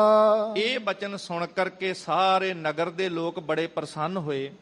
ਮਨ ਵਿੱਚ ਅਤਿਅੰਤ ਹਿਰਦੇ ਦੇ ਵਿੱਚ ਖੇੜਾ ਉਹਨਾਂ ਦੇ ਕਿ ਮਨ ਨੂੰ ਧੀਰਜ ਮਿਲਿਆ ਹੈ। ਸਿੱਖੀ ਗ੍ਰਹਿਣ ਕਰੀ ਤਤਕਾਲਾ। ਤੇ ਸਤਿਗੁਰਾਂ ਦੇ ਬਚਨਾਂ ਦੇ ਅਨੁਸਾਰ ਉਹਨਾਂ ਸਾਰੇ ਨਗਰ ਦੇ ਵਾਸੀਆਂ ਨੇ ਸਿੱਖੀ ਨੂੰ ਧਾਰਨ ਕੀਤਾ। ਇਹ ਸਿੱਖੀ ਨਿਰੰਕਾਰ ਦੀ, ਪਰਮੇਸ਼ਰ ਦੀ, ਗੁਰੂ ਦੀ ਜਿਹਦੀ ਬੜੀ ਵੱਡੀ ਮਹਿਮਾ, ਬੜੀ ਵੱਡੀ ਵਡਿਆਈ ਹੈ ਕਿ ਜਿਉਂ-ਜਿਉਂ ਇਹ ਸਿੱਖੀ ਦਾ ਪ੍ਰਸਾਰ ਹੁੰਦਾ ਹੈ ਨਾ, ਗੁਰਮੁਖੋ ਇੱਕ ਗੱਲ ਚੇਤੇ ਰੱਖਿਓ, ਸਿੱਖੀ ਕਦੀ ਕਿਸੇ ਦਾ ਬੁਰਾ ਨਹੀਂ ਚਿਤਵਦੀ। ਸਿੱਖੀ ਦੇ ਰਾਹੀਂ ਸਭ ਦਾ ਹੀ ਭਲਾ ਹੈ। ਸਿੱਖੀ ਦੇ ਵਿੱਚ ਇਹੀ ਗੱਲ ਸਿਖਾਈ ਜਾਂਦੀ ਹੈ, ਨਾ ਕੋ ਬੈਰੀ ਨਹੀਂ ਬੇਗਾਨਾ, ਸਗਲ ਸੰਗ ਹਮ ਕੋ ਬਨਿਆਈ। ਤੇ ਦੁਨੀਆ ਦੇ ਕਿਸੇ ਵੀ ਕੋਨੇ ਦੇ ਵਿੱਚ ਕੋਈ ਸਿੱਖ ਹੋਵੇ, ਉਹ ਚਾਹ ਕੇ ਵੀ ਕਿਸੇ ਦਾ ਬੁਰਾ ਨਹੀਂ ਕਰ ਸਕਦਾ, ਕਿਉਂਕਿ ਸਿੱਖੀ ਦੀ ਇਹ ਸੋਚ ਹੈ। ਜਦੋਂ ਵੀ ਸਿੱਖ ਅਰਦਾਸ ਕਰਦਾ ਹੈ ਨਾ, ਤੇ ਅਖੀਰ ਦੇ ਵਿੱਚ ਨਿਰੰਕਾਰ ਦੇ ਚਰਨਾਂ ਵਿੱਚ ਝੁਕ ਕੇ ਇਹੀ ਬਚਨ ਕਹਿੰਦਾ ਹੈ, ਨਾਨਕ ਨਾਮ ਚੜ੍ਹਦੀ ਕਲਾ ਤੇਰੇ ਭਾਣੇ, ਸਰਬੱਤ ਦਾ ਭਲਾ। ਸਿੱਖੀ ਤੇ ਸਰਬੱਤ ਦਾ ਭਲਾ ਮੰਗਦੀ ਹੈ, ਸਾਰੀ ਮਨੁੱਖਤਾ ਦਾ ਕਲਿਆਣ ਚਾਹੁੰਦੀ ਹੈ। ਤੇ ਜਦੋਂ ਜਿਉਂ ਸਿੱਖੀ ਜਿੱਥੇ ਜਿੱਥੇ ਪ੍ਰਗਟ ਹੁੰਦੀ ਹੈ, ਜਿਹਦੇ ਅੰਦਰ ਵਸਦੀ ਹੈ, ਉਸ ਇਲਾਕੇ ਦਾ, ਉਸ ਸਮਾਜ ਦਾ, ਉਸ ਦੇਸ਼ ਦਾ, ਮਾਨਵਤਾ ਦਾ, ਸਭ ਦਾ ਭਲਾ ਹੈ। ਇਹ ਸਿੱਖੀ ਮਨੁੱਖਤਾ ਦੇ ਭਲੇ ਵਾਲੀ ਹੈ। ਇਸ ਕਰਕੇ ਸਾਹਿਬ ਨੇ ਕਿਹਾ ਸੀ ਕਿ ਇਹ ਸਿੱਖੀ ਧਾਰਨ ਕਰੋ। ਤੇ ਸਾਰੇ ਨਗਰ ਦੇ ਉਹਨਾਂ ਲੋਕਾਂ ਨੇ ਸਿੱਖੀ ਨੂੰ ਗੁਰੂ ਸਾਹਿਬ ਤੋਂ ਚਰਨਾਮ੍ਰਿਤ ਲੈ ਕੇ ਧਾਰਨ ਕੀਤਾ। ਗਮਨ ਨ ਕੀਨ ਗ੍ਰਾਮ ਜੇ ਆਨਾ। ਤੇ ਸਤਿਗੁਰਾਂ ਦੇ ਬਚਨਾਂ ਦੇ ਅਨੁਸਾਰ ਕਿ ਤੁਹਾਨੂੰ ਕਿਤੇ ਭਟਕਣ ਦੀ, ਜਾਣ ਦੀ ਲੋੜ ਨਹੀਂ। ਸੋ ਸਾਰਿਆਂ ਨੇ ਕਿਸੇ ਹੋਰ ਥਾਂ ਤੇ ਜਾਣਾ ਜਿਹੜਾ ਸੀ, ਵਿਚਾਰ ਬਣਾ ਕੇ ਸਾਰੇ ਸਮਾਨ ਬੰਨ੍ਹ ਕੇ ਬੈਠੇ ਸਨ। ਹੋਰ ਨਗਰ ਛੱਡਣ ਦਾ ਵਿਚਾਰ ਸਭਨਾਂ ਨੇ ਤਿਆਗ ਦਿੱਤਾ ਹੈ। ਮਾਨਸੋ ਬਚਨ ਵਸੇ ਨਿਜ ਥਾਨਾ। ਤੇ ਸਤਿਗੁਰਾਂ ਦਾ ਬਚਨ ਸਤ ਬਚਨ ਕਹਿ ਕੇ ਮੰਨ ਕੇ ਆਪਣੇ ਪਿੰਡ, ਆਪਣੇ ਨਗਰ ਵਿੱਚ ਸਾਰੇ ਟਿਕ ਗਏ ਹਨ।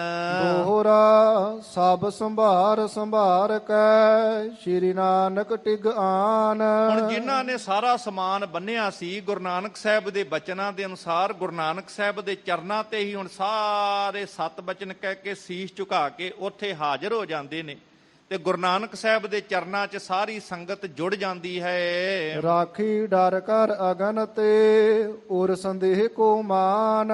ਕਿਉਂਕਿ ਜਿਨ੍ਹਾਂ ਦੇ ਮਨ ਵਿੱਚ ਪਹਿਲਾਂ ਬੜਾ ਵੱਡਾ ਡਰ ਸੀ ਅੱਗ ਦਾ, ਕਿ ਹਰ ਸਮੇਂ-ਸਮੇਂ ਤੇ ਇੱਥੇ ਅੱਗ ਦਾ ਪ੍ਰਭਾਵ ਪੈਂਦਾ ਹੈ, ਸਾਰਾ ਨਗਰ ਸੜ ਜਾਂਦਾ ਹੈ, ਇਸ ਤਰ੍ਹਾਂ ਮਨ ਵਿੱਚ ਇਹ ਡਰ ਸੀ, ਇਹ ਸ਼ੰਕਾ ਸੀ। ਜਿੰਨਾ ਸਮਾਨ ਬੰਨਿਆ ਸੀ ਉਹ ਲੈ ਕੇ ਹੁਣ ਗੁਰੂ ਨਾਨਕ ਸਾਹਿਬ ਦੇ ਚਰਨਾਂ ਵਿੱਚ ਸਾਰੇ ਟਿਕੇ ਹੋਏ ਨੇ। ਸਤਿਗੁਰਾਂ ਦੇ ਚਰਨਾਂ ਤੇ ਪੂਰਾ ਭਰੋਸਾ ਹੈ, ਵਿਸ਼ਵਾਸ ਹੈ, ਪਰ ਮਨ ਵਿੱਚ ਇਹ ਡਰ ਸੀ ਕਿ ਹਰ ਸਾਲ ਇਸ ਤਰੀਕੇ ਦੀ ਸਾਡੇ ਨਾਲ ਘਟਨਾ ਵਰਤ ਜਾਂਦੀ ਹੈ, ਇਸ ਤਰ੍ਹਾਂ ਸਾਡਾ ਇਹ ਨੁਕਸਾਨ ਵੀ ਹੋ ਜਾਂਦਾ ਹੈ। ਸੰਗਤ ਜੀ, ਜਦੋਂ ਇਹ ਗਰਮੀਆਂ ਆਉਂਦੀਆਂ ਨੇ, ਇਹਨਾਂ ਗਰਮੀ ਦੇ ਦਿਨਾਂ ਦੇ ਵਿੱਚ ਕਈ ਵਾਰ ਫਸਲਾਂ ਦਾ ਵੀ ਅੱਗ ਕਰਕੇ ਨੁਕਸਾਨ ਹੁੰਦਾ ਹੈ, ਜੰਗਲ ਦਾ ਵੀ ਹੁੰਦਾ ਹੈ। ਇਸ ਦੇ ਨਾਲ ਨਾਲ ਕਈ ਵਾਰ ਘਰਾਂ ਦੇ ਵਿੱਚ ਬਿਜਲੀ ਦੇ ਸ਼ਾਰਟ ਸਰਕਟਾਂ ਕਰਕੇ ਵੀ ਨੁਕਸਾਨ ਹੋਇਆ ਕਰਦਾ।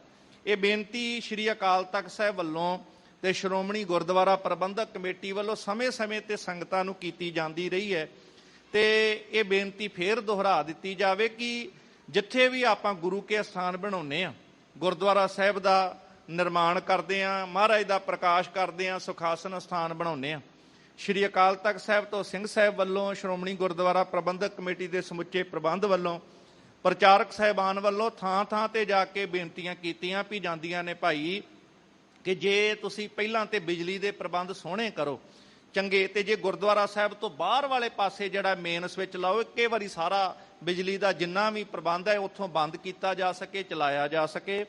ਤੇ ਦੂਸਰਾ, ਕੋਸ਼ਿਸ਼ ਕਰੋ ਜਾਂ ਤੇ ਅੱਠੇ ਪੈਰ ਮਹਾਰਾਜ ਦੀ ਹਜ਼ੂਰੀ ਵਿੱਚ ਸੇਵਾ ਵਿੱਚ ਹਾਜ਼ਰ ਰਹੀਏ, ਤੇ ਜਦੋਂ ਅਸੀਂ ਹਾਜ਼ਰ ਨਹੀਂ ਨਾ ਸੇਵਾ ਦੇ ਵਿੱਚ, ਉਦੋਂ ਬਿਜਲੀ ਦਾ ਕੋਈ ਉਪਕਰਨ ਨਾ ਚਲਾਈਏ, ਤਾਂ ਕਿ ਉਹਨਾਂ ਬਿਜਲੀ ਦੇ ਉਪਕਰਨਾਂ ਕਰਕੇ ਸ਼ਾਰਟ ਸਰਕਟ ਨਾਲ ਕੋਈ ਅਣਸੁਖਾਵੀਂ ਘਟਨਾ ਨਾ ਵਰਤੇ। ਇਹ ਸਿੰਘ ਸਾਹਿਬ ਵੱਲੋਂ ਸਾਰੀ ਸੰਗਤਾਂ ਨੂੰ ਇਹ ਬੇਨਤੀ ਥਾਂ-ਥਾਂ ਤੇ ਕਿ ਗਰਮੀ ਦੇ ਸਮੇਂ ਨਾਲ ਧਿਆਨ ਰੱਖਣਾ।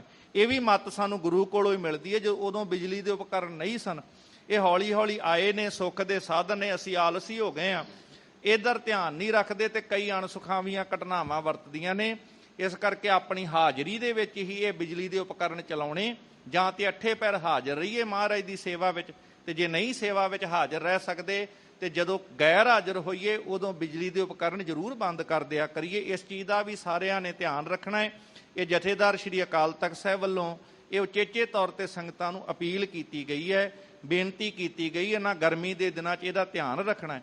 ਸੋ ਸਤਿਗੁਰੂ ਗੁਰੂ ਨਾਨਕ ਪਾਤਸ਼ਾਹ ਮਹਾਰਾਜ ਜੋ ਇਹਨਾਂ ਮਨੁੱਖਤਾ ਦੇ ਭਲੇ ਵਾਸਤੇ ਜਗਤ ਵਿੱਚ ਵਿਚਰ ਕੇ ਸਤਨਾਮ ਦਾ ਅੱਗ ਆਪਣਾ ਪ੍ਰਭਾਵ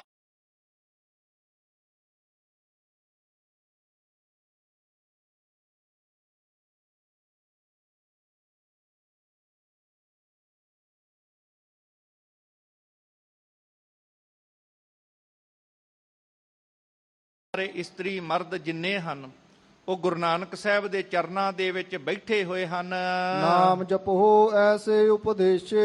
ਤੇ ਗੁਰੂ ਨਾਨਕ ਸਾਹਿਬ ਕਹਿੰਦੇ ਭਾਈ ਸਾਰੇ ਪਿਆਰ ਨਾਲ ਆਖੋ ਸਤਨਾਮ ਸ਼੍ਰੀ ਵਾਹਿਗੁਰੂ, ਸਤਨਾਮ ਸ਼੍ਰੀ ਵਾਹਿਗੁਰੂ। ਇਸ ਤਰ੍ਹਾਂ ਨਾਮ ਜਪਣ ਦਾ ਉਪਦੇਸ਼ ਗੁਰੂ ਸਾਹਿਬ ਦੇ ਰਹੇ ਹਨ। ਧਾਰ ਅਗਨ ਡਰ ਤਾਜ ਨਿਜ ਸਦਮਾ।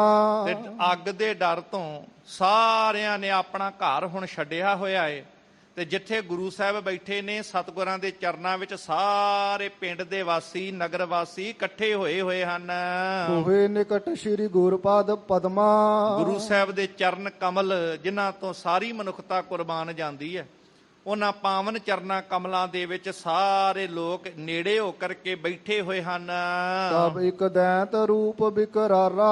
ਤੇ ਮਹਾਕਵੀ ਸੰਤੋਖ ਸਿੰਘ ਜੀ ਲਿਖਦੇ ਨੇ ਕਿ ਭਾਈ ਬਾਲਾ ਜੀ ਦੱਸਦੇ ਹਨ, ਗੁਰੂ ਅੰਗਦ ਸਾਹਿਬ ਮਹਾਰਾਜ ਉਸ ਵਕਤ ਇੱਕ ਬਹੁਤ ਵੱਡਾ ਭਿਆਨਕ ਦੈਂਤ ਉਸ ਸਥਾਨ ਤੇ ਨਿਕਲ ਕਰਕੇ ਆਇਆ।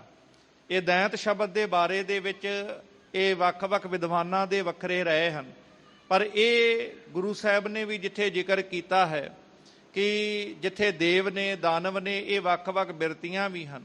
ਇਸੇ ਤਰ੍ਹਾਂ ਜਿਵੇਂ ਕੌਡੇ ਰਾਖਸ਼ ਦਾ ਗੁਰੂ ਸਾਹਿਬ ਨੇ ਉਧਾਰ ਕੀਤਾ ਸੀ, ਉਹਦਾ ਭਲਾ ਕੀਤਾ, ਉਹਨੂੰ ਮਨੁੱਖਤਾ ਦੀ ਸੇਵਾ ਵਿੱਚ ਲਾਇਆ।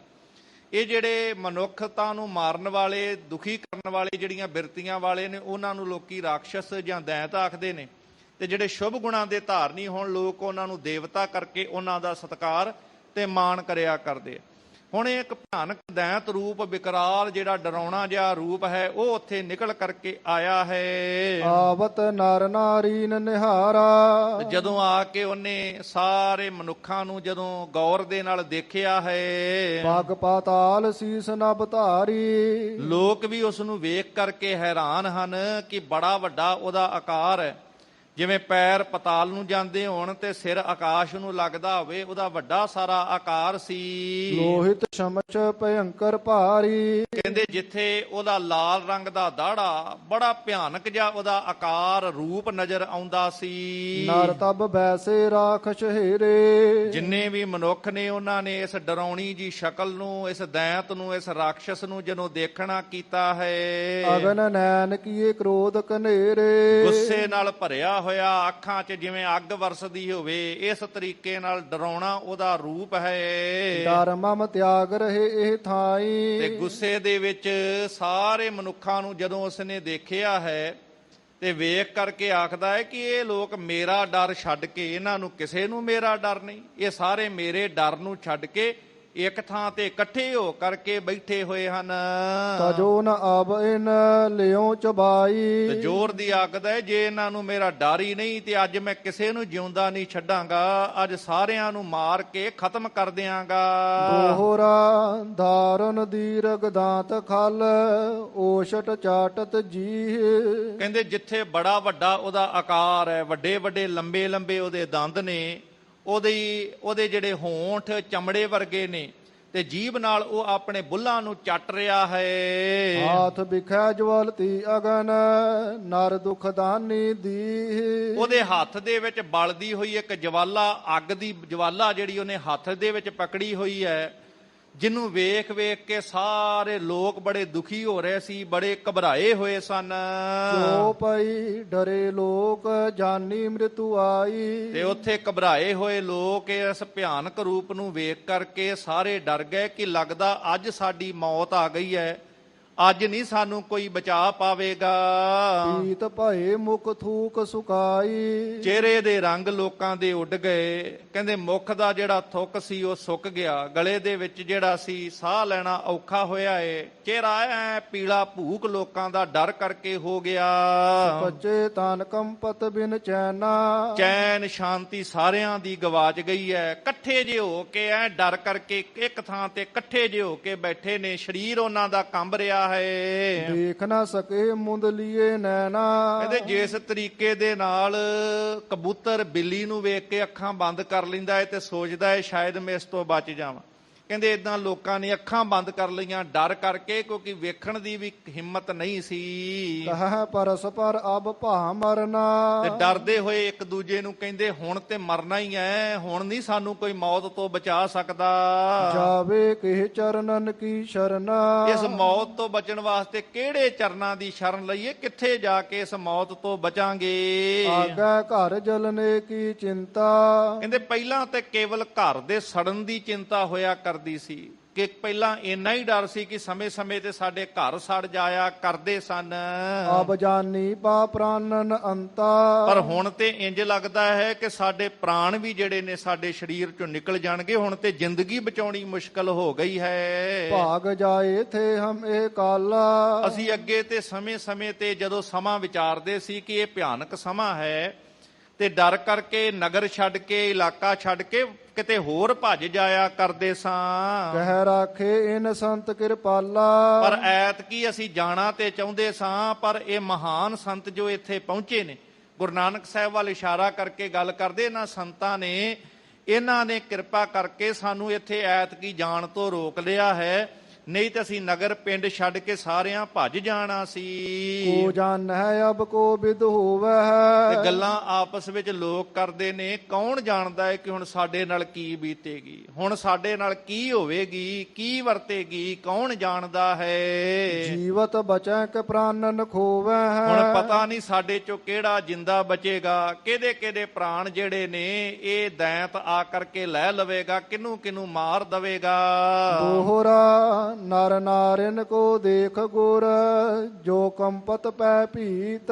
ਹੁਣ ਇਹਨਾਂ ਕੰਬਦੇ ਹੋਏ ਡਰਦੇ ਹੋਏ ਲੋਕਾਂ ਨੂੰ ਜਿਹੜੇ ਭੈ ਭੀਤ ਹੋਏ ਪਏ ਸਨ, ਜਗਤ ਗੁਰੂ ਗੁਰੂ ਨਾਨਕ ਸਾਹਿਬ ਮਹਾਰਾਜ ਜੀ ਨੇ ਜਦੋਂ ਪਿਆਰ ਦੇ ਨਾਲ ਉਹਨਾਂ ਸਾਰਿਆਂ ਨੂੰ ਦੇਖਿਆ ਹੈ, ਕਰੂਰ ਦ੍ਰਿਸ਼ਟ ਤਿਸ ਦੈਤ ਦਿਸ਼ ਕੀਨੀ ਹਰਨ ਅਨੀਤ। ਤੇ ਸਤਿਗੁਰੂ ਪਾਤਸ਼ਾਹ ਮਹਾਰਾਜ ਜੀ ਨੇ ਆਪਣੀ ਦ੍ਰਿਸ਼ਟੀ ਦੇ ਨਾਲ ਜਦੋਂ ਉਸ ਦੈਂਤ ਵੱਲ ਵੇਖਿਆ। ਹੁਣ ਸਤਿਗੁਰਾਂ ਦੀ ਜਿਹੜੀ ਦ੍ਰਿਸ਼ਟੀ ਹੈ ਨਾ ਸੰਗਤ ਜੀ, ਜਿਵੇਂ ਪਾਣੀ ਕਿਸੇ ਪੇੜ ਪੌਦੇ ਤੇ ਪੈਂਦਾ ਹੈ ਨਾ, ਉਹਨੂੰ ਹਰਿਆ ਭਰਿਆ ਕਰਦਾ ਹੈ, ਪਰ ਉਹ ਪਾਣੀ ਅੱਗ ਤੇ ਪੈਂਦਾ ਹੈ ਤੇ ਅੱਗ ਨੂੰ ਬੁਝਾ ਕਰਕੇ ਰੱਖ ਦਿੰਦਾ ਹੈ।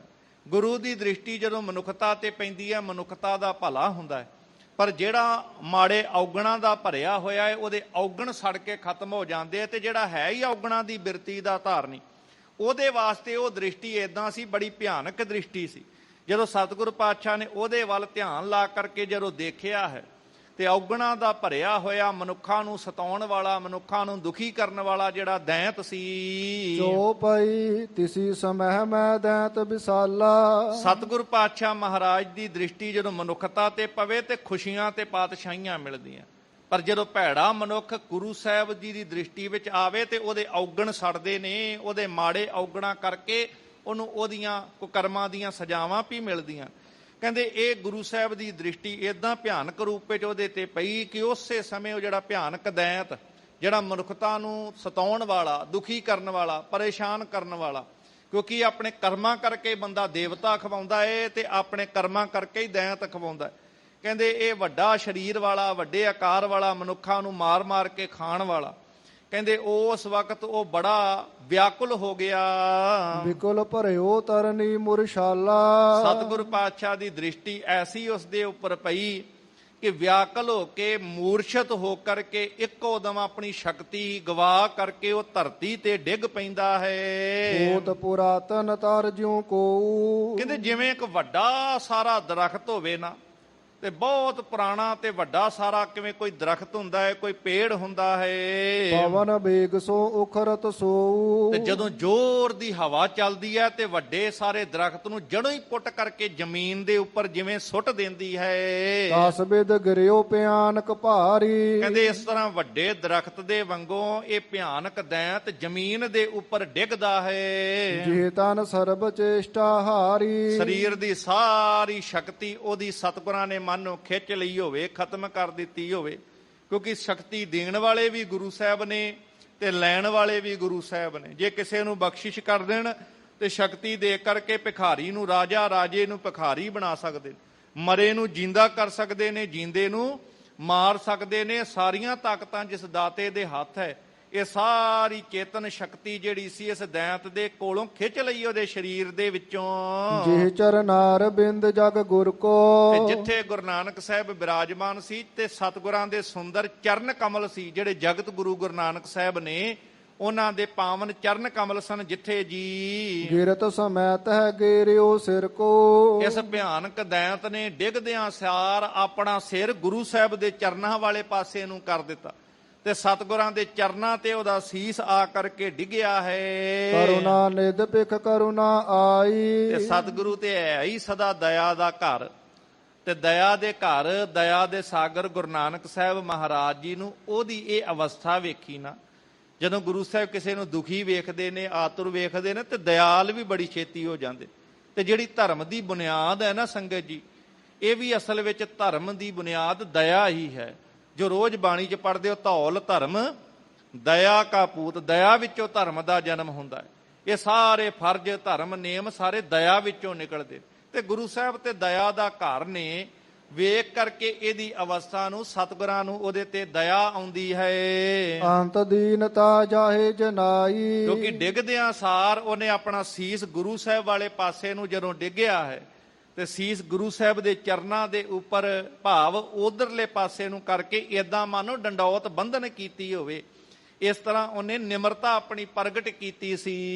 ਸੀਸ ਸੁਹਾਇਓ ਤੇ ਪਦ ਪਦਮੰ। ਤੇ ਦਇਆ ਦੇ ਘਰ ਪਾਤਸ਼ਾਹ ਮਹਾਰਾਜ ਜੀ ਦਿਆਲੂ ਹੋਏ ਨੇ, ਤੇ ਆਪਣਾ ਪਾਵਨ ਚਰਨ ਕਮਲ ਸਤਿਗੁਰਾਂ ਨੇ ਉਹਦੇ ਸੀਸ ਦੇ ਉੱਪਰ ਜਦੋਂ ਹਲਕਾ ਜਿਹਾ ਸੁਹਾਉਣਾ ਕੀਤਾ ਹੈ। ਜੋ ਸਭ ਸਿੱਖਿਆਨ ਕੋ ਸੁਖ ਸਦਮੰ। ਜਿਨ੍ਹਾਂ ਪਾਵਨ ਚਰਨਾਂ ਦੇ ਨਾਲ ਜੜ ਕੇ ਤੁਲਸਾਂ ਕਹਿੰਦੀ ਹੈ ਕਿ ਮਾਤਾ ਤ੍ਰਿਪਤਾ ਨੂੰ ਕਿ ਤੇਰਾ ਪੁੱਤ ਪੁੱਤ ਨਹੀਂ, ਕਿਉਂਕਿ ਉਹ ਨਿਰੰਕਾਰ ਦਾ ਰੂਪ ਹੈ। ਉਹਨਾਂ ਪਾਵਨ ਚਰਨਾਂ ਦੀ ਛੋਹ ਅੱਜ ਇਸ ਦੈਂਤ ਨੂੰ ਜਿੱਦਾਂ ਹੀ ਪ੍ਰਾਪਤ ਹੁੰਦੀ ਹੈ। ਦੋਹਰਾ ਸ਼ੁਭਤ ਚਰਨ ਮੁਰਛਾ ਛੁਟੀ ਭਇਓ ਜਿਨ੍ਹਾਂ ਚਰਨਾਂ ਦੇ ਨਾਲ ਜੁੜ ਕਰਕੇ ਸਾਰੇ ਸਿੱਖਾਂ ਦੇ ਦੁੱਖ ਦੂਰ ਹੁੰਦੇ ਨੇ ਤੇ ਸਿੱਖਾਂ ਨੂੰ ਹਰ ਪ੍ਰਕਾਰ ਦਾ ਸੁੱਖ ਜਿਵੇਂ ਪ੍ਰਾਪਤ ਹੁੰਦਾ ਹੈ ਜਿਨ੍ਹਾਂ ਪਾਵਨ ਚਰਨਾਂ ਵਿੱਚੋਂ। ਜਦੋਂ ਸਿੱਖ ਕਹਿੰਦਾ ਹੈ ਨਾ ਪਾਤਸ਼ਾਹ ਮਹਾਰਾਜ ਤੁਮਰੇ ਚਰਨਨ ਮੈਂ ਸੂਖ ਘਨੇਰੇ, ਪਾਤਸ਼ਾਹ ਤੇਰੇ ਚਰਨਾਂ ਵਿੱਚ ਹੀ ਸਾਡੇ ਵਾਸਤੇ ਘਨੇਰੇ ਸੁੱਖ ਨੇ। ਜੇ ਤੇਰੇ ਚਰਨਾਂ ਦੀ ਦਾਤ ਮਿਲ ਜੇ, ਤੇਰੇ ਚਰਨਾਂ ਦੇ ਵਿੱਚ ਸਾਰੇ ਸੁੱਖ ਨੇ, ਆਨੰਦ ਨੇ, ਖੇੜੇ ਨੇ, ਤੇ ਸਿੱਖ ਨੂੰ ਤੇ ਗੁਰੂ ਦੇ ਚਰਨਾਂ ਵਿੱਚੋਂ ਸੁੱਖ ਮਿਲਦਾ। ਇਹ ਚਰਨ ਜਿਹੜੇ ਨੇ ਇਹਨਾਂ ਦੀ ਛੋਹ ਉਸ ਦੈਂਤ ਨੂੰ ਜਦੋਂ ਪ੍ਰਾਪਤ ਹੋਈ ਹੈ। ਸ਼ੁਭਤ ਚਰਨ ਮੁਰਛਾ ਛੁਟੀ ਭਇਓ ਸਰੀਰ ਸੁਚੇਤ। ਸਤਿਗੁਰਾਂ ਦੇ ਚਰਨਾਂ ਦੇ ਛੂਹਣ ਦੇ ਨਾਲ ਉਹਦੀ ਬੇਹੋਸ਼ੀ ਖਤਮ ਹੁੰਦੀ ਹੈ। ਸਰੀਰ ਨੂੰ ਜਦੋਂ ਹੋਸ਼ ਆਉਂਦੀ ਹੈ। ਸ਼ਸਤਰ ਹਣੇ ਸੰਜੀਵਨੀ ਜਿਉ ਲਗਾਏ ਤੇ ਦੇਤ। ਕਹਿੰਦੇ ਜਿਵੇਂ ਕੋਈ ਸ਼ਸਤਰਾਂ ਦੀ ਮਾਰ ਕਰਕੇ ਸਰੀਰ ਤੋਂ ਚੇਤਨਤਾ ਗਵਾ ਬੈਠਾ ਹੋਵੇ ਤੇ ਸੰਜੀਵਨੀ ਬੂਟੀ ਦੇ ਨਾਲ ਜਿਵੇਂ ਉਸ ਬੰਦੇ ਨੂੰ ਹੋਸ਼ ਆ ਜਾਂਦੀ ਹੈ, ਦੁਬਾਰਾ ਉਹਦੇ ਸਰੀਰ 'ਚ ਚੇਤਨਤਾ ਚੱਲ ਪੈਂਦੀ ਹੈ। ਕਹਿੰਦੇ ਏਦਾਂ ਹੀ ਮੰਨੋ ਗੁਰੂ ਸਾਹਿਬ ਦੇ ਚਰਨ ਸੰਜੀਵਨੀ ਬਣ ਗਏ ਤੇ ਇਸ ਦੈਂਤ ਨੂੰ ਦੁਬਾਰਾ ਹੋਸ਼ ਦਿਵਾਉਂਦੇ ਹਨ। ਜੋ ਪਈ ਤੇਜ ਪ੍ਰਭਾਵ ਹੇਰ ਗੁਰ ਕੇਰੋ। ਤੇ ਸਤਿਗੁਰਾਂ ਦਾ ਤੇਜ ਪ੍ਰਭਾਵ ਦੇਖ ਕਰਕੇ, ਸਤਿਗੁਰੂ ਪਾਤਸ਼ਾਹ ਦੀ ਵਡਿਆਈ ਤੇ ਅਜ਼ਮਤ ਨੂੰ ਜਾਣ ਕਰਕੇ ਨਿਮਰ ਭਇਓ ਮਨ ਦੀਨ ਕਨੇਰੋ। ਇਹ ਦੈਂਤ ਜਿਹੜਾ ਮਨੁੱਖਾਂ ਨੂੰ ਮਾਰਨ ਵਾਲਾ ਸੀ, ਸਤਾਉਣ ਵਾਲਾ ਸੀ, ਮਨੁੱਖਾਂ ਨੂੰ ਪਰੇਸ਼ਾਨ ਕਰਨ ਵਾਲਾ ਸੀ, ਉਹ ਮਨ ਕਰਕੇ ਬੜਾ ਨਿਮਾਣਾ ਬਣ ਜਾਂਦਾ ਹੈ। ਦੀਨ ਹੋ ਕਰਕੇ, ਆਤੁਰ ਹੋ ਕੇ ਸਤਿਗੁਰਾਂ ਦੇ ਚਰਨਾਂ ਦੇ ਵਿੱਚ ਝੁਕ ਕੇ ਆਖਦਾ ਹੈ। ਬੋਲਿਓ ਬਚਨ ਸਿਮੋ ਅਪਰਾਧੂ। ਤੇ ਹੱਥ ਜੋੜ ਕੇ ਬੇਨਤੀ ਕਰਦਾ ਹੈ ਮੇਰਾ ਅਪਰਾਧ ਬਖਸ਼ ਦਿਓ ਜੀ, ਮੈਨੂੰ ਮਾਫ ਕਰ ਦਿਓ। ਗੁਰਮੁਖੋ ਚੇਤੇ ਰੱਖਿਓ ਦੁਨੀਆ ਵਿੱਚ ਵੱਡੇ ਵੱਡੇ ਗੁਨਾਹ ਹੁੰਦੇ ਆ, ਪਰ ਜਦੋਂ ਕੋਈ ਮਾਫੀ ਮੰਗ ਲਵੇ, ਪਛਤਾਤਾਪ ਮਨ ਵਿੱਚ ਕਰ ਲਵੇ, ਕਹਿੰਦੇ ਉਹ ਰੱਬ ਦੀ ਇਹ ਬਖਸ਼ਿਸ਼ ਹੈ। ਜਹਾਂ ਖਿਮਾ ਤਹਿ ਆਪ, ਜਿੱਥੇ ਖਿਮਾ ਹੈ ਉੱਥੇ ਰੱਬ ਵਸਦਾ ਹੈ, ਰੱਬ ਦੀਆਂ ਬਖਸ਼ਿਸ਼ਾਂ ਵਰਤਦੀਆਂ। ਜੇ ਘਰ ਦੇ ਵਿੱਚ ਵੀ ਕੋਈ ਗੱਲ ਹੋ ਜੇ, ਇੱਕ ਬੰਦਾ ਖਿਮਾ ਮੰਗ ਲਏ, ਮਾਫੀ ਮੰਗ ਲਏ, ਦੂਜਾ ਉਹਨੂੰ ਖਿਮਾ ਕਰਦੇ, ਸਮਝ ਲਓ ਉੱਥੇ ਰੱਬ ਆਪ ਵਰਤਦਾ ਹੈ, ਰੱਬ ਦੀਆਂ ਬਖਸ਼ਿਸ਼ਾਂ ਵਰਤਦੀਆਂ ਨੇ। ਤੇ ਜਿੱਥੇ ਖਿਮਾ ਨਹੀਂ, ਖਿਮਾ ਵੀ ਹੋਣੇ ਖੱਪ ਗਏ, ਖੂਹਣ ਲੱਖ ਅਸੰਖ। ਇਹ ਜਗਤ ਦਾ ਨੁਕਸਾਨ ਹੀ ਹੋਇਆ ਜਿੱਥੇ ਖਿਮਾ ਵਾਲਾ ਪੱਖ ਨਹੀਂ ਆਇਆ। ਜਿਹੜਾ ਗਲਤੀ ਨੂੰ ਮੰਨ ਲੈ, ਮਾਫੀ ਮੰਗ ਲਵੇ, ਫਿਰ ਉਹਨੂੰ ਖਿਮਾ ਕਰਨਾ, ਇਹ ਬਿਰਧ ਹੈ ਗੁਰੂ ਨਾਨਕ ਦੇ ਘਰ ਦਾ, ਇਹ ਪਰਮੇਸ਼ਰ ਦਾ ਬਿਰਧ ਹੈ ਕਿ ਜਿੱਥੇ ਉਹ ਪਤਤਾਂ ਨੂੰ, ਭਾਵ ਕੋਈ ਮਾੜਾ ਹੋਵੇ, ਦੋਖੀ ਹੋਵੇ, ਉਹਨੂੰ ਸਜ਼ਾਵਾਂ ਦਿੰਦਾ ਹੈ। ਔਰ ਉਹਦੇ ਨਾਲ ਨਾਲ ਪਤਿਤ ਪਾਵਨ ਤੇ ਭਗਤ ਵਛਲ ਵੀ ਪਰਮੇਸ਼ਰ ਦਾ ਸੁਭਾਅ, ਪਤਤਾਂ ਨੂੰ ਪਾਵਨ ਕਰਨ ਵਾਲਾ ਹੈ ਤੇ ਭਗਤ ਵਛਲ ਭਗਤਾਂ ਨੂੰ ਪਿਆਰ ਕਰਨ ਵਾਲਾ ਵੀ ਹੈ। ਕੋਈ ਪਤਤ ਹੋਵੇ, ਧਰਮ ਤੋਂ ਡਿੱਗਿਆ, ਉਹਦੀ ਸ਼ਰਨ ਵਿੱਚ ਆ ਜੇ, ਪਾਤਸ਼ਾਹ ਮੈਨੂੰ ਬਖਸ਼ ਲੈ, ਤੇ ਫਿਰ ਬਖਸ਼ਣਹਾਰਾ ਮਾਲਕ ਬਖਸ਼ਿਸ਼ ਕਰਕੇ ਉਹਦਾ ਪਾਰ ਉਤਾਰਾ ਭੀ ਕਰਦਾ ਹੈ। ਪਰਮੇਸ਼ਰ ਤੁਮ ਬੇਕਸੋ ਸਾਧੂ। ਤੇ ਪਾਤਸ਼ਾਹ ਦੇ ਚਰਨਾਂ ਵਿੱਚ ਉਹ ਦੈਂਤ ਮਾਫੀ ਮੰਗਦਿਆ ਕਹਿੰਦਾ ਤੁਸੀਂ ਤੇ ਪਰਮੇਸ਼ਰ ਸਾਧੂ ਦਾ ਰੂਪ ਧਾਰਨ ਕਰਕੇ ਮੇਰੇ ਭਲੇ ਵਾਸਤੇ ਹੀ ਇੱਥੇ ਪਹੁੰਚੇ ਹੋ। ਹੋ ਅਨਜਾਨ ਨ ਮਹਿਮਾ ਜਾਨੀ। ਪਰ ਮੈਂ ਅਣਜਾਣ ਤੁਹਾਡੀ ਵਡਿਆਈ, ਤੁਹਾਡੀ ਉਸਤਤ ਨੂੰ ਨਾ ਜਾਣ ਸਕਿਆ। ਤੁਮ ਹੋ ਮਹਾਪੁਰਖ ਗੁਣ ਖਾਨੀ। ਤੁਸੀਂ ਤੇ ਮਹਾਪੁਰਖ ਗੁਣਾ ਦੀ ਖਾਨ। ਇੱਕ ਵਾਰ ਸਾਰੇ ਪਿਆਰ ਨਾਲ ਆਖੋ ਧੰਨ ਧੰਨ ਗੁਰੂ ਨਾਨਕ ਦੇਵ ਜੀ, ਧੰਨ ਧੰਨ ਗੁਰੂ ਨਾਨਕ ਦੇਵ ਜੀ ਮਹਾਰਾਜ। ਇਹ ਗੁਰੂ ਨਾਨਕ ਸਾਹਿਬ ਦੀਆਂ ਸਿਫਤਾਂ ਨੇ। ਪਸ਼ੂਆਂ, ਪ੍ਰੇਤਾਂ, ਮੁਗਧ ਮੂਰਖਾਂ ਨੂੰ ਜਿਹੜਾ ਵੀ ਗੁਰੂ ਨਾਨਕ ਸਾਹਿਬ ਮਹਾਰਾਜ ਜੀ ਦੀ ਨਜ਼ਰ ਵਿੱਚ ਆਇਆ, ਸਤਿਗੁਰਾਂ ਨੇ ਸਭ ਦਾ ਭਲਾ ਕੀਤਾ ਹੈ, ਸਭ ਦਾ ਪਾਰ ਉਤਾਰਾ ਕੀਤਾ। ਕੀ ਮਨੁੱਖ ਤੇ ਕੀ ਦੈਂਤ। ਦੈਂਤ ਬਿਰਤੀ ਵਾਲੇ ਜਿਹੜੇ ਮਨੁੱਖ, ਜਿਹੜੇ ਇੱਥੇ ਸੰਸਾਰ ਵਿੱਚ ਵਿਚਰਨ ਵਾਲੇ, ਉਹਨਾਂ ਸਭ ਦਾ ਭਲਾ ਕਰਨ ਵਾਲੇ ਗੁਰੂ ਨਾਨਕ ਸਾਹਿਬ ਮਹਾਰਾਜ। ਇਨ ਲੋਕਨ ਤੇ ਆਨ ਮਨਾਉ। ਤੇ ਸਤਿਗੁਰਾਂ ਦੇ ਚਰਨਾਂ ਵਿੱਚ ਉਹ ਦੈਂਤ ਆਖਦਾ ਹੈ ਪਾਤਸ਼ਾਹ, ਹੇ ਗੁਣਾ ਦੀ ਖਾਨ, ਹੇ ਸਾਧੂ ਸਰੂਪ ਪਰਮੇਸ਼ਰ ਜੀਓ, ਮੇਰਾ ਤੇ ਸੁਭਾਅ ਸੀ ਕਿ ਮੈਂ ਇਹਨਾਂ ਲੋਕਾਂ ਨੂੰ ਡਰਾ ਕੇ, ਇਹਨਾਂ ਲੋਕਾਂ ਨੂੰ ਤੰਗ ਪਰੇਸ਼ਾਨ ਕਰਕੇ ਇਹਨਾਂ ਤੋਂ ਆਪਣੀ ਆਨ ਮਨਾਉਣਾ ਸੀ। ਭਾਵ ਇਹਨਾਂ ਕੋ ਆਪਣਾ ਉਸਤਤ ਕਰਾਉਣਾ ਸੀ ਤੇ ਇਹ ਲੋਕ ਮੇਰੇ ਡਰ ਦੇ ਅਧੀਨ ਰਹਿੰਦੇ ਸਨ। ਜਾਂ ਤੇ ਇਨਕੇ ਧਾਮ ਜਲਾਉ। ਇਹਨਾਂ ਦੇ ਵਿੱਚ ਆਪਣੀ ਵਡਿਆਈ ਕਾਇਮ ਰੱਖਣ ਵਾਸਤੇ, ਇਹਨਾਂ ਤੋਂ ਆਪਣੀ ਆਨ ਮਨਾਉਣ ਵਾਸਤੇ ਮੈਂ ਇਹਨਾਂ ਦੇ ਘਰ ਸਾੜਦਾ ਸੀ, ਇਹਨਾਂ ਨੂੰ ਤੰਗ ਪਰੇਸ਼ਾਨ ਕਰਦਾ ਸੀ ਕਿ ਡਰ ਦੇ ਮਾਰੇ ਇਹ ਲੋਕ ਮੈਨੂੰ ਮੰਨਣ ਲੱਗ ਪੈਣ। ਆਪ ਤੁਮਰੇ ਪਦ ਪਦਮ ਸੁਹਾਏ। ਪਰ ਹੁਣ ਤੇ ਤੁਹਾਡੇ ਚਰਨ ਕਮਲ ਇਸ ਸਥਾਨ ਤੇ ਟਿਕ ਗਏ ਨੇ। ਜਿੱਥੇ ਗੁਰੂ ਦੇ ਚਰਨ ਪੈ ਜਾਣ ਸਾ ਧਰਤੀ ਭਈ ਹਰਿਆਵਲੀ ਜਿੱਥੇ ਮੇਰਾ ਸਤਿਗੁਰ ਬੈਠਾ ਆਏ, ਸੇ ਜੰਤ ਭਏ ਹਰਿਆਵਲੇ। ਜਿਨੀ ਮੇਰਾ ਸਤਿਗੁਰ ਦੇਖਿਆ ਜਾਏ, ਉਹ ਥਾਂ ਵੀ ਭਾਗਾਂ ਵਾਲੀ, ਉਹ ਜੀਵ ਵੀ ਭਾਗਾਂ ਵਾਲੇ। ਜਿਨ੍ਹਾਂ ਨੇ ਗੁਰੂ ਦੇ ਦੀਦਾਰ ਕੀਤੇ, ਜਿਸ ਥਾਂ ਤੇ ਗੁਰੂ ਦੇ ਚਰਨ ਪਏ, ਉਹ ਧਰਤੀ ਵੀ ਭਾਗਾਂ ਵਾਲੀ ਹੋ ਜਾਂਦੀ ਹੈ। ਕਿ ਤੁਹਾਡੇ ਚਰਨ ਪੈ ਕੇ ਧਰਤੀ ਵੀ ਸੁਹਾਵਣੀ ਹੋ ਗਈ ਹੈ ਜੀ। ਇਨਕੇ ਭਾਗ ਜਗੇ ਜਬ ਆਏ। ਪਰ ਪਾਤਸ਼ਾਹ ਇਹ ਤੇ ਇਹਨਾਂ ਦੇ ਭਾਗ ਜਾਗੇ ਨੇ, ਜੋ ਭਾਗ ਜਾਗੇ ਨੇ, ਤਾਂ ਕਰਕੇ ਤੁਸੀਂ ਇਹਨਾਂ ਤੇ ਭਲਾ ਕਰਨ ਵਾਸਤੇ ਆਏ ਆ। ਇਉਂ ਕਹਿ ਲਈਏ ਕਿ ਤੁਹਾਡੇ ਆਉਣ ਨਾਲ ਹੀ ਇਹਨਾਂ ਦੇ ਭਾਗ ਜਾਗ ਪਏ ਹਨ। ਕਰੋ ਸਭਨ ਕੋ ਅਬ ਕਲਿਆਣਾ। ਹੁਣ ਪਾਤਸ਼ਾਹ ਤੁਸੀਂ ਸਾਰਿਆਂ ਦਾ ਹੀ ਭਲਾ ਕਰਨ ਵਾਲੇ ਹੋ, ਸਾਡਾ ਵੀ ਕਲਿਆਣ ਕਰਨਾ ਕਰੋ, ਸਾਡਾ ਵੀ ਲੋਕ ਪਰਲੋਕ ਸਵਰ ਜਾਏ। ਪਾਤਸ਼ਾਹ ਮਿਹਰ ਕਰੋ ਜੀ। ਉਪਕਾਰੀ ਤੁਮ ਕਿਰਪਾ ਨਿਧਾਨਾ। ਉਹ ਦੈਂਤ ਜਿਹੜਾ ਮਨੁੱਖਾਂ ਨੂੰ ਸਤਾਉਂਦਾ ਹੈ ਨਾ, ਤੰਗ ਕਰਦਾ ਹੈ, ਪਰੇਸ਼ਾਨ ਕਰਦਾ, ਇੱਕ ਖਿੰਨ ਵਿੱਚ ਸਤਿਗੁਰ ਪਾਤਸ਼ਾਹ ਜੀ ਦੀ ਚਰਨ ਛੋਹ ਮਿਲੀ ਹੈ, ਉਹਦੀ ਸੋਚ ਬਦਲ ਗਈ ਹੈ, ਉਹਦਾ ਕਿਰਦਾਰ ਬਦਲ ਗਿਆ ਹੈ, ਉਹਦੇ ਵਿਚਾਰ ਬਦਲ ਗਏ ਨੇ। ਜਿਹੜਾ ਤੰਗ ਕਰਦਾ ਸੀ ਲੋਕਾਂ ਨੂੰ, ਅੱਜ ਉਹ ਆਪ ਕਹਿ ਰਿਹਾ ਹੈ ਕਿ ਤੁਸੀਂ ਤੇ ਉਪਕਾਰੀ ਹੋ, ਕਿਰਪਾ ਦਾ ਘਰ ਹੋ, ਸਾਡੀ ਸਾਰਿਆਂ ਦੀ ਕਲਿਆਣ ਕਰਨਾ ਕਰੋ। ਦੋਹਰਾ ਮੈਂ ਤੁਮ ਦਾਸਨ ਦਾਸ ਹੋ, ਜਿਹ ਬਿਦ ਦੇਹੁ ਰਜਾਏ। ਸਤਿਗੁਰਾਂ ਨੂੰ ਆਖਣ ਲੱਗਾ, ਜਿਹੜਾ ਲੋਕਾਂ ਨੂੰ ਦਾਸ ਬਣਾਉਣਾ ਚਾਹੁੰਦਾ ਸੀ, ਲੋਕਾਂ ਤੇ ਹੁਕਮ ਚਲਾਉਣਾ ਚਾਹੁੰਦਾ ਸੀ, ਅੱਜ ਗੁਰੂ ਨਾਨਕ ਸਾਹਿਬ ਦੇ ਚਰਨਾਂ ਵਿੱਚ ਆ ਕੇ ਇੰਨਾ ਨਿਮਾਣਾ ਹੋ ਗਿਆ, ਇੰਨਾ ਨਿਮਰਤਾ ਵਿੱਚ ਆ ਕੇ ਕਹਿੰਦਾ, ਪਾਤਸ਼ਾਹ ਮੈਂ ਤੁਹਾਡੇ ਦਾਸਾਂ ਦਾ ਵੀ ਦਾਸ ਹਾਂ। ਇਹ ਗੁਰੂ ਨਾਨਕ ਦਾ ਘਰ ਹੈ, ਇੱਥੇ ਹਉਂ ਵਾਲੇ ਨੂੰ ਥਾਂ ਨਹੀਂ, ਮੈਂ ਕਰਨ ਵਾਲੇ ਨੂੰ ਥਾਂ ਨਹੀਂ, ਇੱਥੇ ਨਿਮਾਣੇ ਨੂੰ ਮਾਣ ਮਿਲਦਾ ਹੈ। ਆਪ ਜੀ ਜਦੋਂ ਦਰਬਾਰ ਸਾਹਿਬ ਦਰਸ਼ਨ ਕਰਨ ਗਏ ਹੋ ਨਾ, ਕਿਸੇ ਵੀ ਪਾਸੇ ਤੋਂ ਅੰਦਰ ਜਾਓ ਤੇ ਹੈਰਾਨ ਹੋਈਦਾ ਹੈ, ਜਿੱਧਰੋਂ ਵੀ ਜਾਂਦੇ ਆ ਪੌੜੀਆਂ ਹੀ ਉਤਰ ਕੇ ਜਾਂਦੇ ਆ, ਕਿਤੇ ਉਹ ਪੌੜੀਆਂ ਚੜ੍ਹ ਕੇ ਨਹੀਂ ਜਾਂਦੇ। ਦਰਬਾਰ ਸਾਹਿਬ ਜਿੱਧਰੋਂ ਜਾਂਦੇ ਆ ਪੌੜੀਆਂ ਉਤਰ ਕੇ ਜਾਂਦੇ ਆ। ਇਹ ਗੁਰੂ ਸਾਹਿਬ ਨੇ ਇੱਕ ਘਰ ਬਣਾਇਆ ਕਿ ਰੱਬ ਦਾ ਘਰ ਉਹਨੂੰ ਮਿਲਦਾ ਏ ਜਿਹੜਾ ਨਿਮਰਤਾ ਵਿੱਚ ਨਿਮਾਣਾ ਬਣ ਕੇ ਆਉਂਦਾ ਹੈ। ਇੱਥੇ ਪੌੜੀਆਂ ਉਤਰਦੇ ਆ, ਫਿਰ ਜਾ ਕੇ ਦਰਬਾਰ ਸਾਹਿਬ ਦੇ ਦੀਦਾਰ ਹੁੰਦੇ ਨੇ। ਪੌੜੀਆਂ ਉਤਰ ਕੇ ਜਿੱਧਰੋਂ ਵੀ ਚਲੇ ਜਾਓ, ਪੌੜੀਆਂ ਉਤਰ ਕੇ ਭਾਵ ਨੀਵੇਂ ਹੋਵਾਂਗੇ ਤਾਂ ਜਾ ਕੇ ਦਰਬਾਰ ਗੁਰੂ ਦਾ ਮਿਲੂਗਾ, ਸੱਚਖੰਡ ਪ੍ਰਾਪਤ ਹੋਏਗਾ। ਤੇ ਇਹ ਪ੍ਰੇਰਨਾ ਸੀ ਕਿ ਰੱਬ ਦੇ ਘਰ ਸੱਚਖੰਡ ਵਿੱਚ ਪਹੁੰਚਣਾ ਹੈ, ਪਰਮੇਸ਼ਰ ਦੀ ਕਿਰਪਾ ਲੈਣੀ ਹੈ। ਇਦਾਂ ਹਿਰਦੇ ਦੇ ਤਲ ਤੇ ਤੂੰ ਜਦੋਂ ਨੀਵਾਂ ਹੋਏਗਾ, ਨਿਮਾਣਾ ਹੋਏਗਾ, ਫਿਰ ਚੇਤੇ ਰੱਖੀ, ਆਪਸ ਕੋ ਜੋ ਜਾਣੇ ਨੀਚਾ ਸੋ ਗਨੀਐ, ਸਭ ਤੇ ਉੱਚਾ ਜਾਂ ਕਾ ਮਨ ਹੋਏ ਸਗਲ ਕੀ ਰੀਨਾ, ਹਰ ਹਰ ਨਾਮ ਤਿਨ ਘਟ ਘਟ ਚੀਨਾ। ਇਸ ਕਰਕੇ ਨਿਮਾਣੇ ਦੀ ਗੱਲ ਹੈ ਗੁਰੂ ਨਾਨਕ ਦੇ ਘਰ, ਇੱਥੇ ਉਹਨੂੰ ਮਾਣ ਮਿਲਦਾ ਹੈ। ਤੇ ਇਹੀ ਹੁਣ ਦੈਂਤ ਜਿਹੜਾ ਲੋਕਾਂ ਨੂੰ ਦਾਸ ਬਣਾਉਂਦਾ ਸੀ, ਤੇ ਕਹਿੰਦਾ ਪਾਤਸ਼ਾਹ ਮੈਂ ਤੇ ਤੁਹਾਡੇ ਦਾਸਾਂ ਦਾ ਵੀ ਅੱਗੇ ਦਾਸ ਹਾਂ, ਤੇ ਜਿਵੇਂ ਤੁਸੀਂ ਹੁਕਮ ਕਰੋਗੇ ਮੈਂ ਉਦਾਂ ਕਾਰ ਕਰਾਂਗਾ ਜੀ। ਸੋ ਕਰ ਹੋ ਨਿਸ਼ਚੇ ਸਦਾ, ਜਾਂ ਤੇ ਕਸ਼ਟ ਮਿਟਾਏ। ਸਤਿਗੁਰੂ ਜੀ ਜਿਵੇਂ ਤੁਸੀਂ ਕਹੋਗੇ ਉਸੇ ਤਰੀਕੇ ਨਾਲ ਨਿਸ਼ਚੈ ਕਰਕੇ ਮੈਂ ਸਦਾ ਉਹ ਕਰਮ ਕਰਿਆ ਕਰਾਂਗਾ ਜਿਹਦੇ ਨਾਲ ਸਾਰਿਆਂ ਦੇ ਕਸ਼ਟ ਮੁੱਕ ਜਾਣ।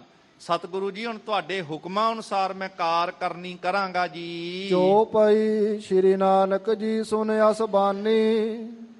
ਸਤਿਗੁਰੂ ਗੁਰੂ ਨਾਨਕ ਸਾਹਿਬ ਮਹਾਰਾਜ ਜੀ ਨੇ ਜਦੋਂ ਏਦਾਂ ਪ੍ਰੇਮ ਦੇ ਭਿੱਜੇ ਹੋਏ ਬੋਲ ਬੋਲੇ, ਗੁਰਮੁਖੋ ਗੁਰੂ ਸਾਹਿਬ ਤੇ ਦਿਲਾਂ ਦੀਆਂ ਜਾਣਨ ਵਾਲੇ ਨੇ। ਕਈ ਵਾਰ ਬੰਦਾ ਮੁੱਖ ਤੋਂ ਤੇ ਕਹਿ ਦਿੰਦਾ ਜੀ ਮੈਂ ਤੁਹਾਡਾ ਦਾਸ, ਮੈਂ ਤੁਹਾਡਾ ਸੇਵਕ ਹਾਂ, ਪਰ ਇੱਥੇ ਹੁਕਮ ਮੰਨਣ ਦੀ ਗੱਲ ਕਰਦੇ ਆ ਜੀ, ਤੁਹਾਡਾ ਹੁਕਮ ਮੰਨਾਂਗਾ ਜੀ, ਦਾਸ ਹਾਂ, ਸੇਵਕ ਹਾਂ। ਪਰ ਕਈ ਵਾਰ ਹੁਕਮ ਮੰਨਣ ਦੀ ਥਾਂ ਨਾ ਜਿਹੜਾ ਮਨ ਨੂੰ ਚੰਗਾ ਲੱਗਦਾ ਉਹ ਹੁਕਮ ਮੰਨ ਲੈਂਦਾ ਹੈ, ਤੇ ਜਿੱਥੇ ਜਿਹੜੀ ਮਨ ਨੂੰ ਨਾ ਚੰਗੀ ਗੱਲ ਲੱਗੇ ਉੱਥੇ ਬਹਾਨੇ ਬਣਾ ਦਿੰਦਾ।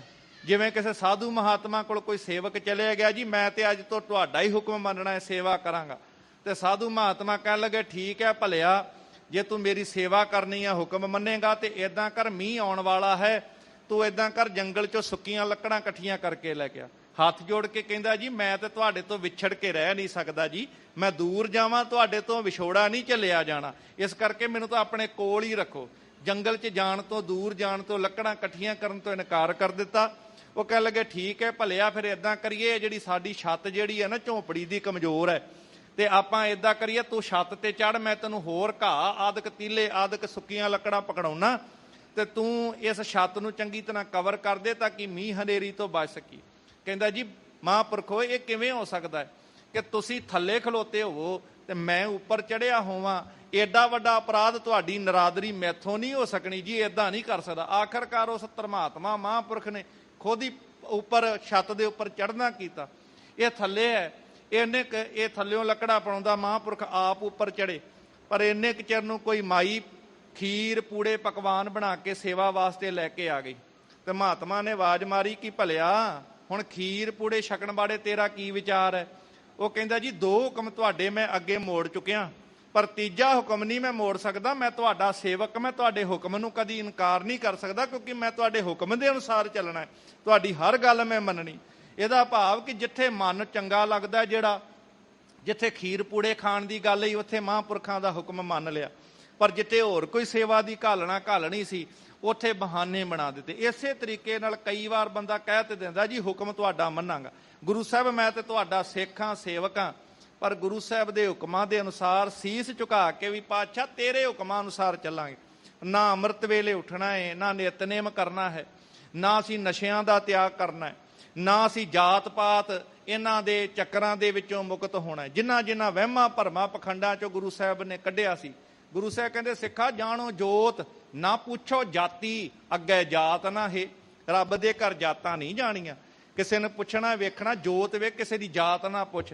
ਪਰ ਕਿੰਨੇ ਕੁ ਅਸੀਂ ਗੁਰੂ ਨਾਨਕ ਦੇ ਹੁਕਮ ਨੂੰ ਮੰਨਣ ਵਾਲੇ, ਜਿਹੜੇ ਕਿਸੇ ਨਾਲ ਗੱਲਬਾਤ ਕਰਦੇ, ਹਾਂਜੀ ਭਾਈ ਆਪਣੀ ਜਾਤ ਕਿਹੜੀ ਹੁੰਦੀ ਹੈ ਜੀ, ਆਪਣੀ ਜਾਤ ਗੋਤ ਕਿਹੜੀ ਹੈ ਜੀ, ਆਪਾਂ ਉਸ ਤੋਂ ਅਜੇ ਤੱਕ ਬਾਹਰ ਨਹੀਂ ਨਿਕਲ ਸੇ। ਇੱਕ ਉਦਾਹਰਨ ਹੈ, ਇਦਾਂ ਦੀਆਂ ਬੜੀਆਂ ਬਾਤਾਂ ਨੇ ਗੁਰੂ ਦੀਆਂ ਕਿ ਗੁਰੂ ਸਾਹਿਬ ਜੋ ਬਚਨ ਕਹਿੰਦੇ ਐ, ਅਸੀਂ ਆਪਣੇ ਮਨ ਨੂੰ ਜਿਹੜਾ ਚੰਗਾ ਲੱਗਦਾ ਮੰਨ ਲਿਆ, ਪਰ ਗੁਰੂ ਦੇ ਹੁਕਮਾਂ ਨੂੰ ਕਈ ਵਾਰ ਕਮਾਉਣ ਤੋਂ ਭੱਜਦੇ ਜਾਂਦੇ ਆ। ਪਰ ਜਿਹੜਾ ਹੁਕਮ ਮੰਨਦਾ ਹੈ ਫਿਰ ਭਾਈ ਲਹਿਣੇ ਵਾਂਗੋ ਲਹਿਣੇ ਸੇ ਅੰਗਦ ਬਣ ਜਾਂਦਾ ਹੈ। ਇਹ ਅਵਸਥਾ ਪ੍ਰਾਪਤ ਹੋ ਜਾਂਦੀ ਹੈ ਜਿਹਨੇ ਹੁਕਮ ਮੰਨਿਆ। ਇੱਥੇ ਉਹ ਦੈਂਤ ਵੀ ਕਹਿੰਦਾ ਪਾਤਸ਼ਾਹ ਮੈਂ ਤੁਹਾਡੇ ਹਰ ਹੁਕਮ ਨੂੰ ਮੰਨਣਾ ਕਰਾਂਗਾ ਜੀ। ਸ਼ਰਦਾ ਬਹੁਤ ਪ੍ਰੀਤ ਮੈਂ ਸਾਨੀ, ਬੜੇ ਪਿਆਰ ਦੇ ਵਿੱਚ ਭਿੱਜਾ ਹੋਇਆ ਸਤਿਗੁਰਾਂ ਨੂੰ ਬੇਨਤੀ ਕਰਦਾ ਹੈ। ਬੋਲੇ ਬਚਨ ਦੀਨ ਕੇ ਦਿਆਲਾ, ਜਦੋਂ ਕਹਿੰਦਾ ਪਾਤਸ਼ਾਹ ਸਾਡੇ ਭਲੇ ਵਾਸਤੇ ਕੋਈ ਬਚਨ ਆਖੋ, ਹੁਕਮ ਕਰੋ ਅਸੀਂ ਕੀ ਕਰੀਏ, ਤੇ ਗੁਰੂ ਸਾਹਿਬ ਉਹਦੇ ਬਚਨ ਪਿਆਰ ਵਾਲੇ ਸੁਣ ਕੇ ਦਇਆ ਦੇ ਘਰ ਪਾਤਸ਼ਾਹ ਆਖਣ ਲੱਗੇ, ਗ੍ਰਾਮ ਵਿਖੇ ਰਚੀਏ ਧਰਮਸ਼ਾਲਾ, ਕਹਿੰਦੇ ਫਿਰ ਇਸ ਨਗਰ ਵਿੱਚ ਪਿੰਡ ਵਿੱਚ ਇੱਕ ਧਰਮਸ਼ਾਲਾ ਦਾ ਨਿਰਮਾਣ ਕਰੋ। ਕਿਉਂਕਿ ਜਿੱਥੇ ਜਿੱਥੇ ਗੁਰੂ ਸਾਹਿਬ ਗਏ ਆ ਨਾ, ਧੰਨ ਗੁਰੂ ਨਾਨਕ ਸਾਹਿਬ ਮਹਾਰਾਜ ਨੇ ਉੱਥੇ ਧਰਮਸ਼ਾਲਾ ਸਥਾਪਿਤ ਕੀਤੀ। ਧਰਮ ਕਮਾਉਣ ਦੀ ਥਾਂ, ਜਿਵੇਂ ਪਾਠਸ਼ਾਲਾ ਜਿੱਥੇ ਕੋਈ ਪਾਠ ਪੜ੍ਹਿਆ ਜਾਵੇ, ਸਿੱਖਿਆ ਜਾਵੇ, ਚਾਟਸ਼ਾਲਾ, ਇਸੇ ਤਰੀਕੇ ਨਾਲ ਧਰਮਸ਼ਾਲਾ ਜਿੱਥੇ ਧਰਮ ਕਮਾਉਣਾ ਸਿੱਖਿਆ ਜਾਵੇ। ਧਰਮ ਕੀ ਹੈ, ਧਰਮ ਦੇ ਬਾਰੇ ਪਤਾ ਲੱਗੇ, ਧਰਮ ਕਮਾਉਣਾ ਸਿੱਖਣਾ ਵੀ ਹੈ ਤੇ ਜਿੱਥੇ ਧਰਮ ਕਮਾਉਣਾ ਵੀ ਹੈ। ਇਦਾਂ ਸਾਹਿਬ ਕਹਿੰਦੇ ਇੱਕ ਧਰਮਸ਼ਾਲਾ ਦਾ ਨਿਰਮਾਣ ਪਿੰਡ ਵਿੱਚ ਕਰਾਉਣਾ ਕਰੋ ਜੀ। ਕਰੋ ਕੀਰਤਨ ਮਿਲਤ ਹੈ ਮਾਹੀ, ਤੇ ਫਿਰ ਉਸ ਧਰਮਸ਼ਾਲਾ ਦੇ ਵਿੱਚ ਸਾਰੇ ਰਲ ਕੇ ਮਿਲ ਕੇ ਕੀਰਤਨ ਕਰਿਆ। ਹੁਣ ਆਪਣੇ ਪਿੰਡਾਂ ਵਿੱਚ ਧਰਮਸ਼ਾਲਾ ਦੀ ਥਾਂ ਤੇ ਹੌਲੀ ਹੌਲੀ ਗੁਰਦੁਆਰੇ ਬਣ ਗਏ। ਧਰਮਸ਼ਾਲਾ ਹੀ ਗੁਰਦੁਆਰੇ ਦਾ ਰੂਪ ਧਾਰਨ ਕਰ ਗਈ। ਗੁਰਦੁਆਰੇ ਤੇ ਅਸੀਂ ਬੜੇ ਬਣਾ ਲਏ ਨੇ, ਪਰ ਉਹਨਾਂ ਗੁਰਦੁਆਰਿਆਂ ਵਿੱਚ ਨਿਤਨੇਮ ਹੋ ਸਕੇ, ਕੀਰਤਨ ਹੋ ਸਕੇ, ਦੀਵਾਨ ਲੱਗ ਸਕਣ। ਤੇ ਇੱਥੋਂ ਤੱਕ ਕਿ ਜੇ ਕੜਾਹ ਪ੍ਰਸ਼ਾਦ ਦੀ ਦੇਗ ਵਰਤਾਉਣੀ ਹੋਵੇ, ਸੇਵਾਦਾਰ ਵੇਖਦਾ ਹੈ ਪੰਜਾਂ ਦਾ ਗੱਫਾ ਕੱਢ ਕੇ ਕਿੱਧਰ ਵਰਤਾਵਾਂ, 5 ਤੇ ਸਿੰਘ ਹੀ ਨੇ। ਉਦਾਂ ਤੇ ਹੁਕਮ ਹੈ ਕਿ ਜਿੱਥੇ ਮਹਾਰਾਜ ਦੇ ਪਾਵਨ ਸਵਾਰੀ ਸ਼ਾਹੀ ਸਵਾਰਾ ਜਾਣਾ ਹੈ, 5 ਸਿੰਘ ਨਾਲ ਜਾਇਆ ਕਰਨ। ਪਰ ਪ੍ਰਕਾਸ਼ ਕਰਨਾ ਹੈ, ਸੁਖਾਸਨ ਕਰਨਾ, ਉਦੋਂ 5 ਸਿੰਘ ਵੀ ਸਾਡੇ ਨਹੀਂ ਲੱਭਦੇ। ਅਸੀਂ ਗੁਰਦੁਆਰੇ ਬਣਾਈ ਜਾ ਰਹੇ ਹਾਂ, ਪਰ 5 ਸਿੰਘ ਨਹੀਂ ਸਾਡੇ ਸਵੇਰੇ ਸ਼ਾਮ ਗੁਰੂ ਘਰਾਂ ਚੋਂ ਨਾ ਪ੍ਰਕਾਸ਼ ਵੇਲੇ ਨਾ ਸੁਖਾਸਨ ਵੇਲੇ ਸਾਡੇ ਜੁੜਦੇ ਹਨ। ਲੰਗਰ ਦਾ ਪ੍ਰਬੰਧ ਕੀਤਾ ਹੋਵੇ ਉਦੋਂ ਬਹੁਤ ਜੁੜ ਜਾਂਦੇ ਆ, ਇਹ ਵੀ ਚਲੋ ਚੰਗੀ ਗੱਲ ਹੈ। ਪਰ ਸਤਿਗੁਰੂ ਕਿਰਪਾ ਕਰਨ ਸਾਨੂੰ ਇਹ ਵੀ ਸਮਝ ਆਵੇ ਕਿ ਅਸੀਂ ਜਿੱਥੇ ਧਰਮਸ਼ਾਲਾ ਸੁੰਦਰ ਬਣਾਉਣੀ ਹੈ, ਅਸਥਾਨ ਸੋਹਣੇ ਬਣਾਉਣੇ ਹੈ, ਉੱਥੇ ਹਾਜ਼ਰੀਆਂ ਵੀ ਸਾਡੀਆਂ ਉਸੇ ਤਰੀਕੇ ਨਾਲ ਸੋਹਣੀਆਂ ਹੋਣੀਆਂ ਚਾਹੀਦੀਆਂ। ਵੱਧ ਤੋਂ ਵੱਧ ਹਾਜ਼ਰੀ ਵੀ ਗੁਰੂ ਕੇ ਸਥਾਨਾਂ ਵਿੱਚ ਹੋਵੇ, ਤਾਂ ਕਿ ਉੱਥੇ ਬੈਠ ਕੇ ਸਾਹਿਬ ਕਹਿੰਦੇ ਕੇਵਲ ਧਰਮਸ਼ਾਲਾ ਨਹੀਂ ਬਣਾਉਣੀ, ਉੱਥੇ ਨਾਲ ਨਾਲ ਸਾਰਿਆਂ ਰਲ ਕੇ ਕੀਰਤਨ ਵੀ ਕਰਨਾ ਹੈ। ਸਤਨਾਮ ਉਚਰੋ ਅਗ ਜਾਹੀ, ਸਾਰਿਆਂ ਨੇ ਰਲ ਕੇ ਸਤਨਾਮ ਦਾ ਜਾਪ ਜਪਣਾ ਹੈ। ਸੱਚੇ ਪਰਮੇਸ਼ਰ ਦੀਆਂ ਉਸਤਤਾਂ, ਉਹਦੇ ਗੁਣ ਗਾਉਣੇ ਨੇ, ਉਹਦੇ ਨਾਮ ਨੂੰ ਜਪੋਗੇ ਤੇ ਤੁਹਾਡੇ ਸਾਰੇ ਅੱਗ ਪਾਪ ਜਿਹੜੇ ਕਲੇਸ਼ ਮੁੱਕ ਜਾਣਗੇ। ਭਰ ਜਲ ਆਨੋ ਤਹਿ ਨਿਜ ਸੀਸਾ, ਤੇ ਉਸ ਸਥਾਨ ਤੇ ਜਲ ਭਰ ਕੇ ਲੈ ਕੇ ਆਉਣਾ, ਇਹ ਵੀ ਇੱਕ ਸੇਵਾ ਹੈ। ਜਿੱਥੇ ਪਿਆਸੇ ਨੂੰ ਜਲ ਛਕਾਉਣਾ, ਭੁੱਖੇ ਨੂੰ ਪ੍ਰਸ਼ਾਦਾ ਛਕਾਉਣਾ, ਜਿਹਦੇ ਕੋਲ ਵਸਤਰ ਨਹੀਂ ਉਹਨੂੰ ਵਸਤਰਾਂ ਦੀ ਲੋੜ ਉਹਦੀ ਪੂਰੀ ਕਰਾ ਦੇਣੀ, ਜਿਹਨੂੰ ਕੋਈ ਆਸਰਾ ਸਹਾਰਾ ਨਹੀਂ ਉਹਨੂੰ ਸਹਾਰਾ ਦੇ ਦੇਣਾ। ਇਸ ਤਰ੍ਹਾਂ ਸਾਹਿਬ ਕਹਿੰਦੇ ਇਹ ਵੱਖ-ਵੱਖ ਤਰੀਕੇ ਦੀਆਂ ਸੇਵਾਵਾਂ ਕਰਨੀਆਂ ਨੇ। ਤੁਸੀਂ ਵੀ ਉੱਥੇ ਸੋਹਣਾ ਜਲ ਸਿਰ ਤੇ ਭਰ ਕੇ ਲੈ ਕਰਕੇ ਆਉਣਾ ਕਰੋ। ਭਗਤ ਕਰਹਿ ਜਿਹੇ ਨਰ ਜਗਦੀਸ਼ਾ, ਕਹਿੰਦੇ ਇਕੱਠੇ ਬਹਿ ਕੇ ਜਿੱਥੇ ਜਲ ਦੀਆਂ ਸੇਵਾਵਾਂ ਕਰਨੀਆਂ ਨੇ, ਉੱਥੇ ਨਾਲ ਹੀ ਪਰਮੇਸ਼ਰ ਜਿਹੜਾ ਜਗਤ ਦਾ ਈਸ਼ ਹੈ, ਸਾਰੇ ਰਲ ਕੇ ਉਸ ਪਰਮੇਸ਼ਰ ਦਾ ਆਰਾਧਨਾ ਕਰੋ, ਉਹਦੀ ਭਗਤੀ ਕਰਨਾ ਕਰੋ। ਸੇਵਾ ਕਰਤ ਬਿਮਲ ਮਨ ਹੋਵੇ ਹੈ। ਜਿਹੜੀ ਸੇਵਾ ਹੈ ਹਿਰਦੇ ਨੂੰ ਮੈਲੀ ਬਿਰਤੀ ਤੋਂ ਮੁਕਤ ਕਰਦੀ, ਮਨ ਬਿਮਲ ਹੋ ਜਾਂਦਾ ਹੈ, ਮੈਲ ਤੋਂ ਰਹਿਤ ਹੋ ਜਾਂਦਾ ਹੈ। ਸੇਵਾ ਮਨ ਨੂੰ ਪਵਿੱਤਰ ਕਰਦੀ ਹੈ। ਜਨਮ ਜਨਮ ਕੇ ਕਿਲ ਬਿਖ ਖੋਵੈ ਹੈ। ਜਿਉਂ-ਜਿਉਂ ਮਨੁੱਖ ਸੇਵਾ ਵਿੱਚ ਜੁੜਦਾ, ਕੋਈ ਜਲ ਦੀ ਸੇਵਾ ਕਰ ਰਿਹਾ ਹੈ, ਕੋਈ ਝਾੜੂ ਲਾਉਣ ਦੀ ਸੇਵਾ, ਕੋਈ ਪੋਚੇ ਦੀ ਸੇਵਾ, ਵੱਖਰੀ ਵੱਖਰੀ ਸੇਵਾ, ਕੋਈ ਬਾਣੀ ਪੜ੍ਹਨ ਦੀ ਸੇਵਾ, ਕੋਈ ਸੁਣਨ ਦੀ, ਕੋਈ ਸੁਣਾਉਣ ਦੀ ਸੇਵਾ, ਬੜੀਆਂ ਸੇਵਾਵਾਂ ਨੇ। ਗੁਰ ਕੀ ਸੇਵਾ, ਸ਼ਬਦ ਵਿਚਾਰ, ਇਹ ਵੀ ਇੱਕ ਸੇਵਾ ਹੈ। ਸ਼ਬਦ ਦੀ ਵਿਚਾਰ ਕਰਨੀ, ਕੀਰਤਨ ਕਰਨਾ, ਇਹ ਵੀ ਸੇਵਾ ਹੈ। ਜਲ ਵਰਤਾਉਣਾ, ਇਹ ਵੀ ਸੇਵਾ ਹੈ। ਲੰਗਰ ਵਰਤਾਉਣਾ, ਇਹ ਵੀ ਸੇਵਾ। ਕੋਈ ਤਨ ਕਰਕੇ, ਕੋਈ ਮਨ ਕਰਕੇ, ਕੋਈ ਧਨ ਕਰਕੇ। ਸੇਵਾ ਦੇ ਬੜੇ ਰੂਪ ਨੇ, ਬੜਾ ਵਿਸ਼ਾਲ ਖੇਤਰ। ਪਰ ਜਿਉਂ-ਜਿਉਂ ਕੋਈ ਪ੍ਰੇਮ ਭਾਵਨਾ ਕਰਕੇ ਸੇਵਾ ਕਰਦਾ ਹੈ, ਸਤਿਗੁਰੂ ਪਾਤਸ਼ਾਹ ਕਹਿੰਦੇ ਨੇ, ਕਹਿੰਦੇ ਉਹਦੇ ਜਨਮਾਂ ਜਨਮਾਂਤਰਾਂ ਦੇ ਕਿਲ ਵਿਖ ਕਹਿੰਦੇ ਪਾਪਾਂ ਨੂੰ, ਉਹਦੇ ਪਾਪ ਅੰਦਰੋਂ ਮੁੱਕ ਜਾਂਦੇ ਨੇ। ਕਿਲ ਵਿਖ ਪਾਪ, ਅੰਦਰ ਦੀ ਮੈਲ ਵਾਲੀ ਬਿਰਤੀ, ਭੈੜੇ ਖਿਆਲ, ਭੈੜੀ ਸੋਚ। ਸੇਵਾ ਕਰਦਿਆਂ ਕਰਦਿਆਂ ਮਨ ਨਿਰਮਾਣ ਹੁੰਦਾ ਹੈ, ਤੇ ਜਿਉਂ-ਜਿਉਂ ਮਨ ਨਿਰਮਾਣ ਹੁੰਦਾ ਹੈ ਅੰਦਰ ਗੁਰੂ ਦਾ ਸ਼ਬਦ ਟਿਕਦਾ ਹੈ, ਤੇ ਜਿਉਂ-ਜਿਉਂ ਸ਼ਬਦ ਟਿਕਦਾ ਹੈ ਅੰਦਰ ਮਨ ਪਵਿੱਤਰ ਹੋ ਜਾਂਦਾ ਹੈ, ਨਿਰਮਲ ਹੋ ਜਾਂਦਾ ਹੈ। ਸਤਨਾਮ ਜਪ ਹੋਏ ਅਧਿਕਾਰੀ। ਕਹਿੰਦੇ ਜਿਹੜਾ ਸਤਨਾਮ ਦਾ ਜਾਪ ਜਪਦਾ ਹੈ ਨਾ, ਉਹ ਇਸ ਗੱਲ ਦਾ ਫਿਰ ਅਧਿਕਾਰੀ ਬਣ ਜਾਂਦਾ ਹੈ। ਉਹ ਦਾਅਵਾ ਕਰ ਸਕਦਾ ਹੈ, ਭਾਵ ਉਹਨੂੰ ਇਹ ਬਖਸ਼ਿਸ਼ ਜ਼ਰੂਰ ਮਿਲਦੀ ਹੈ। ਅੰਤ ਸਮੇਂ ਗਤ ਪਾਏ ਸੁਖਾਰੀ। ਕਹਿੰਦੇ ਉਹਦਾ ਲੋਕ ਵੀ ਸੁਖੀ ਤੇ ਪਰਲੋਕ ਵੀ ਸੁਹੇਲਾ। ਅੰਤ ਸਮੇਂ ਗਤ ਪਾਏ ਸੁਖਾਰੀ, ਉਹ ਅਖੀਰਲੇ ਵਕਤ ਸੁੱਖਾਂ ਦੀ ਦਾਤ ਪ੍ਰਾਪਤ ਕਰਕੇ ਮੁਕਤੀ ਨੂੰ ਜ਼ਰੂਰ ਪ੍ਰਾਪਤ ਕਰ ਲੈਂਦਾ ਹੈ, ਹਰ ਬੰਧਨ ਤੋਂ ਆਜ਼ਾਦ ਹੋ ਜਾਂਦਾ ਹੈ। ਦੋਹਰਾ ਸੁਨ ਕਰ ਜਗ ਗੁਰ ਕੋ ਬਚਨ। ਇਸ ਤਰ੍ਹਾਂ ਸਾਰੇ ਲੋਕ ਜਦੋਂ ਗੁਰੂ ਸਾਹਿਬ ਦੇ ਬਚਨ ਸਰਵਣ ਕਰਦੇ ਹਨ, ਮਾਨ ਸੀਸ ਪੈ ਲੀਨ। ਤੇ ਸੀਸ ਝੁਕਾ ਕੇ ਸਤਿਗੁਰਾਂ ਦੇ ਪਾਵਨ ਬਚਨਾਂ ਨੂੰ ਨਮਸਕਾਰ ਕਰਕੇ ਕਿ ਸਤਿਗੁਰੂ ਜੀ ਤੁਹਾਡਾ ਇੱਕ ਇੱਕ ਬਚਨ ਸਾਡਾ ਭਲਾ ਕਰਨ ਵਾਲਾ। ਇਸ ਤਰ੍ਹਾਂ ਸੀਸ ਝੁਕਾ ਕੇ ਸਾਰੇ ਸਤਿਗੁਰਾਂ ਦਾ ਬਚਨ ਮੰਨਦੇ ਹਨ। ਰਚੀ ਧਰਮਸ਼ਾਲਾ ਰੁਚਰ ਪੁਨ ਸੇਵਹਿ ਮਨ ਦੀਨ। ਤੇ ਫਿਰ ਸਤਿਗੁਰਾਂ ਦੇ ਬਚਨਾਂ ਦੇ ਅਨੁਸਾਰ ਉਸ ਪਿੰਡ ਵਿੱਚ ਇੱਕ ਬਹੁਤ ਸੁੰਦਰ ਧਰਮਸ਼ਾਲਾ ਜਿਹੜੀ ਸੀ ਸਾਰਿਆਂ ਨੇ ਰਲ ਕੇ ਤਿਆਰ ਕੀਤੀ, ਤੇ ਦਿਵੇਂ ਮਨ ਹੋ ਕੇ ਨਿਮਾਣੇ ਹੁਣ ਕੇ ਸਾਰੇ ਧਰਮਸ਼ਾਲਾ ਦੀ ਸੇਵਾ ਕਰਦੇ ਹਨ। ਚੋਪਈ ਸ੍ਰੀ ਗੁਰ ਧਰਮਸਾਲ ਮਹਿ ਬੈਸੇ। ਫਿਰ ਉਸ ਸੁੰਦਰ ਧਰਮਸ਼ਾਲਾ ਵਿੱਚ ਧੰਨ ਧੰਨ ਗੁਰੂ ਨਾਨਕ ਦੇਵ ਜੀ, ਜਗਤ ਗੁਰੂ ਗੁਰੂ ਨਾਨਕ ਸਾਹਿਬ ਆਪ ਨਾਰਾਇਣ ਕਲਾ ਧਾਰ ਜਗ ਮੈਂ ਪਰਵਰਿਓ। ਆਪ ਗੁਰੂ ਨਾਨਕ ਸਾਹਿਬ ਉਸ ਧਰਮਸ਼ਾਲਾ ਵਿੱਚ ਬੈਠਦੇ ਹਨ। ਨਾਮ ਜਪੋ ਮਨੁਜਨ ਉਪਦੇਸ਼ੇ। ਤੇ ਸਾਰਿਆਂ ਨੂੰ ਇਹੀ ਜਾਪ ਜਪਾਉਂਦੇ ਨੇ, ਭਾਈ ਨਾਮ ਜਪਣਾ ਕਰੋ, ਪਰਮੇਸ਼ਰ ਦਾ ਨਾਮ। ਆਪਣਾ ਜਸ ਨਹੀਂ ਗੁਰੂ ਸਾਹਿਬ ਜਪਾਉਂਦੇ। ਗੁਰੂ ਸਾਹਿਬ ਕਹਿੰਦੇ ਜੇ ਜਪਣਾ ਹੈ ਨਿਰੰਕਾਰ ਦਾ ਨਾਮ ਜਪੋ, ਤੁਹਾਨੂੰ ਕਰਤਾਰ ਚੇਤੇ ਆਵੇ, ਨਿਰੰਕਾਰ ਚੇਤੇ ਆਵੇ। ਉਸ ਪਰਮੇਸ਼ਰ ਦਾ ਨਾਮ ਜਿਹੜਾ ਇੱਕ ਓੰਕਾਰ ਸਤਨਾਮ ਕਰਤਾ ਪੁਰਖ ਨਿਰਭਉ ਨਿਰਵੈਰ ਅਕਾਲ ਮੂਰਤ ਅਜੂਨੀ ਸਹਿ ਭੰਗ ਗੁਰ ਪ੍ਰਸਾਦ, ਕਹਿੰਦੇ ਬਸ ਉਹਨੂੰ ਜਪਣਾ ਹੈ ਤੇ ਉਹਦਾ ਜਾਪ ਕਰਨਾ ਕਰੋ। ਇਸ ਤਰ੍ਹਾਂ ਸਾਹਿਬ ਜਾਪ ਜਪਾਉਂਦੇ ਹਨ। ਕਰਨ ਕੀਰਤਨ ਲੱਗੇ ਵਿਸਾਲਾ। ਸਾਰੀ ਧਰਮਸ਼ਾਲਾ ਦੇ ਵਿੱਚ ਬੜੇ ਸੁੰਦਰ ਦੀਵਾਨ ਲੱਗਦੇ ਆ, ਸਾਰੇ ਰਲ ਕੇ ਕੀਰਤਨ ਕਰਦੇ ਨੇ, ਪਰਮੇਸ਼ਰ ਦੀਆਂ ਸਿਫਤਾਂ ਕਰਦੇ ਹਨ। ਭਗਤ ਰੀਤ ਸਿੱਖਈ ਸੁਖ ਆਲਾ। ਇਸ ਤਰ੍ਹਾਂ ਸਿੱਖਾਂ ਨੂੰ ਸੁੱਖ ਦੇਣ ਵਾਲੀ ਜਿਹੜੀ ਭਗਤੀ ਦੀ ਰੀਤ ਸੀ, ਇਹ ਗੁਰੂ ਸਾਹਿਬ ਨੇ ਜਿਹੜੀ ਇਹ ਉੱਥੇ ਪਰੰਪਰਾ ਆਰੰਭ ਕੀਤੀ। ਅੱਜ ਵੀ ਆਪਾਂ ਗੁਰੂ ਕੀ ਗੋਦ 'ਚ ਬੈਠੇ ਹਾਂ, ਗੁਰੂ ਰਾਮਦਾਸ ਪਾਤਸ਼ਾਹ ਦੇ ਦਰਬਾਰ ਵਿੱਚ। ਅਸੀਂ ਸਾਰੇ ਆਪਣੇ ਆਪ ਨੂੰ ਸਿੱਖ ਅਖਵਾਉਂਦੇ। ਇਹ ਰੀਤ ਜੋ ਗੁਰੂ ਨਾਨਕ ਸਾਹਿਬ ਨੇ ਆਰੰਭੀ, ਗੁਰੂ ਰਾਮਦਾਸ ਪਾਤਸ਼ਾਹ ਨੇ ਬੜੇ ਸੁੰਦਰ ਢੰਗ ਨਾਲ ਵਿਆਖਿਆ ਕੀਤੀ ਹੈ। ਕਹਿੰਦੇ ਜੇ ਤੂੰ ਗੁਰੂ ਦਾ ਸਿੱਖ ਬਣਨਾ ਤੇ ਚੇਤੇ ਰੱਖੀ, ਗੁਰ ਸਤਿਗੁਰ ਕਾ ਜੋ ਸਿੱਖ ਅਖਾਏ। ਅਖਵਾਉਣਾ ਹੈ ਨਾ ਆਪਣੇ ਆਪ ਨੂੰ ਗੁਰੂ ਦਾ ਸਿੱਖ, ਤੇ ਫਿਰ ਬਚਨ ਪੱਲੇ ਬੰਨ ਲਾ, ਗੁਰ ਸਤਿਗੁਰ ਕਾ ਜੋ ਸਿੱਖ ਅਖਾਏ। ਸੋ ਭਲ ਕੇ ਉਠ ਹਰ ਨਾਮ ਧਿਆਵੇ, ਉਦਮ ਕਰੇ ਭਲ ਕੇ ਪ੍ਰਭਾਤੀ ਇਸ਼ਨਾਨ ਕਰੇ। ਅੰਮ੍ਰਿਤ ਸਰਨਾਵੇ ਫਿਰ ਚੜ੍ਹੇ ਦਿਵਸ ਗੁਰਬਾਣੀ ਗਾਵੇ, ਬਹਿੰਦਿਆਂ ਉੱਠਦਿਆਂ ਹਰ ਨਾਮ ਧਿਆਵੇ। ਜੋ ਸਾਸ ਗਿਰਾਸ ਧਿਆਏ ਮੇਰਾ ਹਰ ਹਰ, ਸੋ ਗੁਰਸਿੱਖ ਗੁਰੂ ਮਨ ਭਾਵੇ। ਜਿਸ ਨੂੰ ਦਇਆਲ ਹੋਵੇ ਮੇਰਾ ਸੁਆਮੀ, ਤਿਸ ਗੁਰਸਿੱਖ ਗੁਰੂ ਉਪਦੇਸ਼ ਸੁਣਾਵੇ। ਜਨ ਨਾਨਕ ਧੂੜ ਮੰਗੈ ਤਿਸ ਗੁਰਸਿੱਖ ਕੀ, ਜੋ ਆਪ ਜਪੈ ਅਵਰਹਿ ਨਾਮ ਜਪਾਵੇ। ਕਹਿੰਦੇ ਜਿਹੜਾ ਸਿੱਖ ਤੋਂ ਗੁਰਸਿੱਖ ਬਣਨਾ, ਪਹਿਲਾਂ ਆਪ ਜਪੇਗਾ, ਸਿੱਖੀ ਦੀ ਘਾਲਣਾ ਘਾਲੇਗਾ, ਪਰ ਜਦੋਂ ਦੂਜੇ ਨੂੰ ਵੀ ਜਪਾਉਣ ਲੱਗ ਪਿਆ, ਘਾਲਣਾ ਘਾਲ ਕੇ, ਫਿਰ ਕਹਿੰਦੇ ਜਨ ਨਾਨਕ ਧੂੜ ਮੰਗੈ ਤਿਸ ਗੁਰਸਿੱਖ ਕੀ, ਜੋ ਆਪ ਜਪੈ ਅਵਰਹਿ ਨਾਮ ਜਪਾਵੇ। ਕਿਰਪਾ ਕਰਨ ਕਿ ਇਹ ਦਾਤ ਸਾਨੂੰ ਵੀ ਮਿਲ ਜੇ, ਜਿਹੜੀ ਰੀਤ ਗੁਰੂ ਨਾਨਕ ਸਾਹਿਬ ਨੇ ਹਰ ਥਾਂ ਤੇ ਜਿਹੜੀ ਚਲਾਈ ਸੀ। ਗ੍ਰਾਮ ਨਿਕਟ ਸੁਨ ਕਰ ਅਸ ਰੀਤੀ। ਇਸ ਤਰ੍ਹਾਂ ਉਹ ਪਿੰਡ ਨਗਰ ਜਿੱਥੇ ਗੁਰੂ ਸਾਹਿਬ ਨੇ ਚਰਨ ਪਾਏ, ਉਹਦੇ ਨਾਲ ਨਾਲ ਦੇ ਹੋਰ ਵੀ ਜਿਹੜੇ ਪਿੰਡ ਨਗਰ ਸੀ, ਉਹਨਾਂ 'ਚ ਵੀ ਇਸੇ ਤਰੀਕੇ ਦੀ ਰੀਤ ਸਿੱਖੀ ਦੀ ਇਹ ਪਰੰਪਰਾ ਜਿਹੜੀ ਸੀ ਉੱਥੇ ਵੀ ਪ੍ਰਚਲਿਤ ਹੋ ਗਈ। ਆਵਹਿ ਦਰਸ਼ਨ ਕੀ ਕਰ ਪ੍ਰੀਤੀ। ਤੇ ਲੋਕ ਸ਼ਰਧਾ ਭਾਵਨਾ ਰੱਖ ਕਰਕੇ ਗੁਰੂ ਨਾਨਕ ਸਾਹਿਬ ਦੇ ਦਰਸ਼ਨ ਕਰਨ ਵਾਸਤੇ ਉੱਥੇ ਪਹੁੰਚਦੇ ਹਨ। ਹੀਰ ਹੀਰ ਹਰਖੈ ਕਰ ਬੰਦਨ। ਤੇ ਸਤਿਗੁਰਾਂ ਦੇ ਜਿੱਥੇ ਦਰਸ਼ਨ ਕਰਦੇ ਨੇ, ਗੁਰੂ ਚਰਨਾਂ ਵਿੱਚ ਬਾਰ-ਬਾਰ ਨਮਸਕਾਰਾਂ ਕਰਦੇ ਹਨ। ਭਗਤ ਸਿੱਖੈ ਕਰ ਕੁਮਤ ਨਿਕੰਦਨ। ਤੇ ਗੁਰੂ ਸਾਹਿਬ ਦੇ ਕੋਲੋਂ ਇਹ ਭਗਤੀ ਦੀ ਦਾਤ ਪ੍ਰਾਪਤ ਕਰਦੇ ਨੇ, ਸਿੱਖੀ ਦੀ ਦਾਤ ਪ੍ਰਾਪਤ ਕਰਦੇ ਨੇ। ਆਪਣੀ ਭੈੜੀ ਮੱਤ ਛੱਡ ਕੇ ਗੁਰੂ ਦੀ ਮੱਤ ਦੇ ਰਾਹੀਂ ਆਪਣੇ ਪਾਪਾਂ ਨੂੰ ਦੂਰ ਕਰਦੇ ਹਨ। ਸਿੱਖੀ ਰੀਤ ਬਿਦਤ ਪੀ ਦੇਸ਼ਾ। ਇਸ ਤਰ੍ਹਾਂ ਇੱਕ ਇੱਕ ਕਰਕੇ ਵੱਖ-ਵੱਖ ਦੇਸ਼ਾਂ ਵਿੱਚ ਸਿੱਖੀ ਦੀ ਰੀਤ ਗੁਰੂ ਸਾਹਿਬ ਨੇ ਜਿਹੜੀ ਸੀ ਇਹ ਪ੍ਰਚਾਰੀ। ਸਾਰੇ ਪਾਸੇ ਇਹ ਸਿੱਖੀ ਦਾ ਜਸ ਇਵੇਂ ਫੈਲਦਾ ਹੈ। ਜਿਸ ਤੇ ਛੂਟ ਹੈ ਜਗਤ ਕਲੇਸ਼ਾ। ਇਹ ਸਿੱਖੀ ਜਿਹਦੇ ਨਾਲ ਹਰ ਪ੍ਰਕਾਰ ਦੇ ਜਗਤ ਦੇ ਕਲੇਸ਼ ਮੁੱਕ ਜਾਂਦੇ ਹਨ। ਕਹੈ ਪਰਸਪਰ ਮਿਲ ਨਰ ਨਾਰੀ।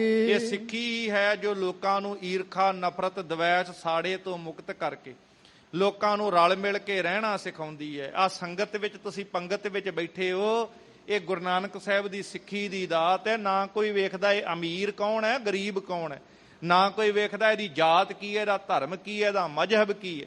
ਇਹ ਸਾਰੇ ਰਲ ਕੇ ਇੱਕੋ ਥਾਂ ਤੇ ਸੰਗਤ ਵਿੱਚ ਬੈਠਦੇ ਨੇ, ਪੰਗਤ ਵਿੱਚ ਬਹਿ ਕੇ ਪ੍ਰਸ਼ਾਦਾ ਛਕਦੇ। ਇਹ ਪਿਆਰ ਹੈ ਗੁਰੂ ਸਾਹਿਬ ਨੇ ਬਣਾਇਆ ਕਿ ਭਾਈ ਅਸੀਂ ਸਾਰੇ ਇੱਕ ਪਿਤਾ ਦੀ ਸੰਤਾਨ ਆ, ਰਲ ਮਿਲ ਕੇ ਰਹਿਣਾ ਸਿੱਖੀ ਨੇ ਸਾਨੂੰ ਸਿਖਾਇਆ ਹੈ।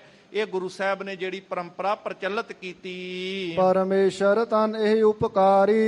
ਇਸ ਤਰ੍ਹਾਂ ਪਰਮੇਸ਼ਰ ਰੂਪ ਗੁਰੂ ਨਾਨਕ ਸਾਹਿਬ ਮਹਾਰਾਜ ਜੀ ਨੇ ਇਹ ਬਹੁਤ ਵੱਡਾ ਮਨੁੱਖਤਾ ਤੇ ਇਹ ਪਰਉਪਕਾਰ ਕੀਤਾ ਹੈ। ਇਹ ਗੁਰੂ ਨਾਨਕ ਸਾਹਿਬ ਮਹਾਰਾਜ ਜੀ ਦੀ ਬਖਸ਼ਿਸ਼, ਗੁਰੂ ਨਾਨਕ ਸਾਹਿਬ ਦੀ ਰਹਿਮਤ ਹੋਈ ਹੈ ਇਸ ਮਨੁੱਖਤਾ ਦੇ ਉੱਪਰ, ਜਿਨ੍ਹਾਂ ਨੇ ਇਹ ਸਿੱਖੀ ਦੀ ਦਾਤ ਬਖਸ਼ ਕੇ ਮਨੁੱਖਾਂ ਨੂੰ ਆਪਸ ਵਿੱਚ ਖਹਿ ਮਰਦੇ ਬਾਹਮਣ ਮੌਲਾਣੇ ਸੁਣਿਆ ਸੀ।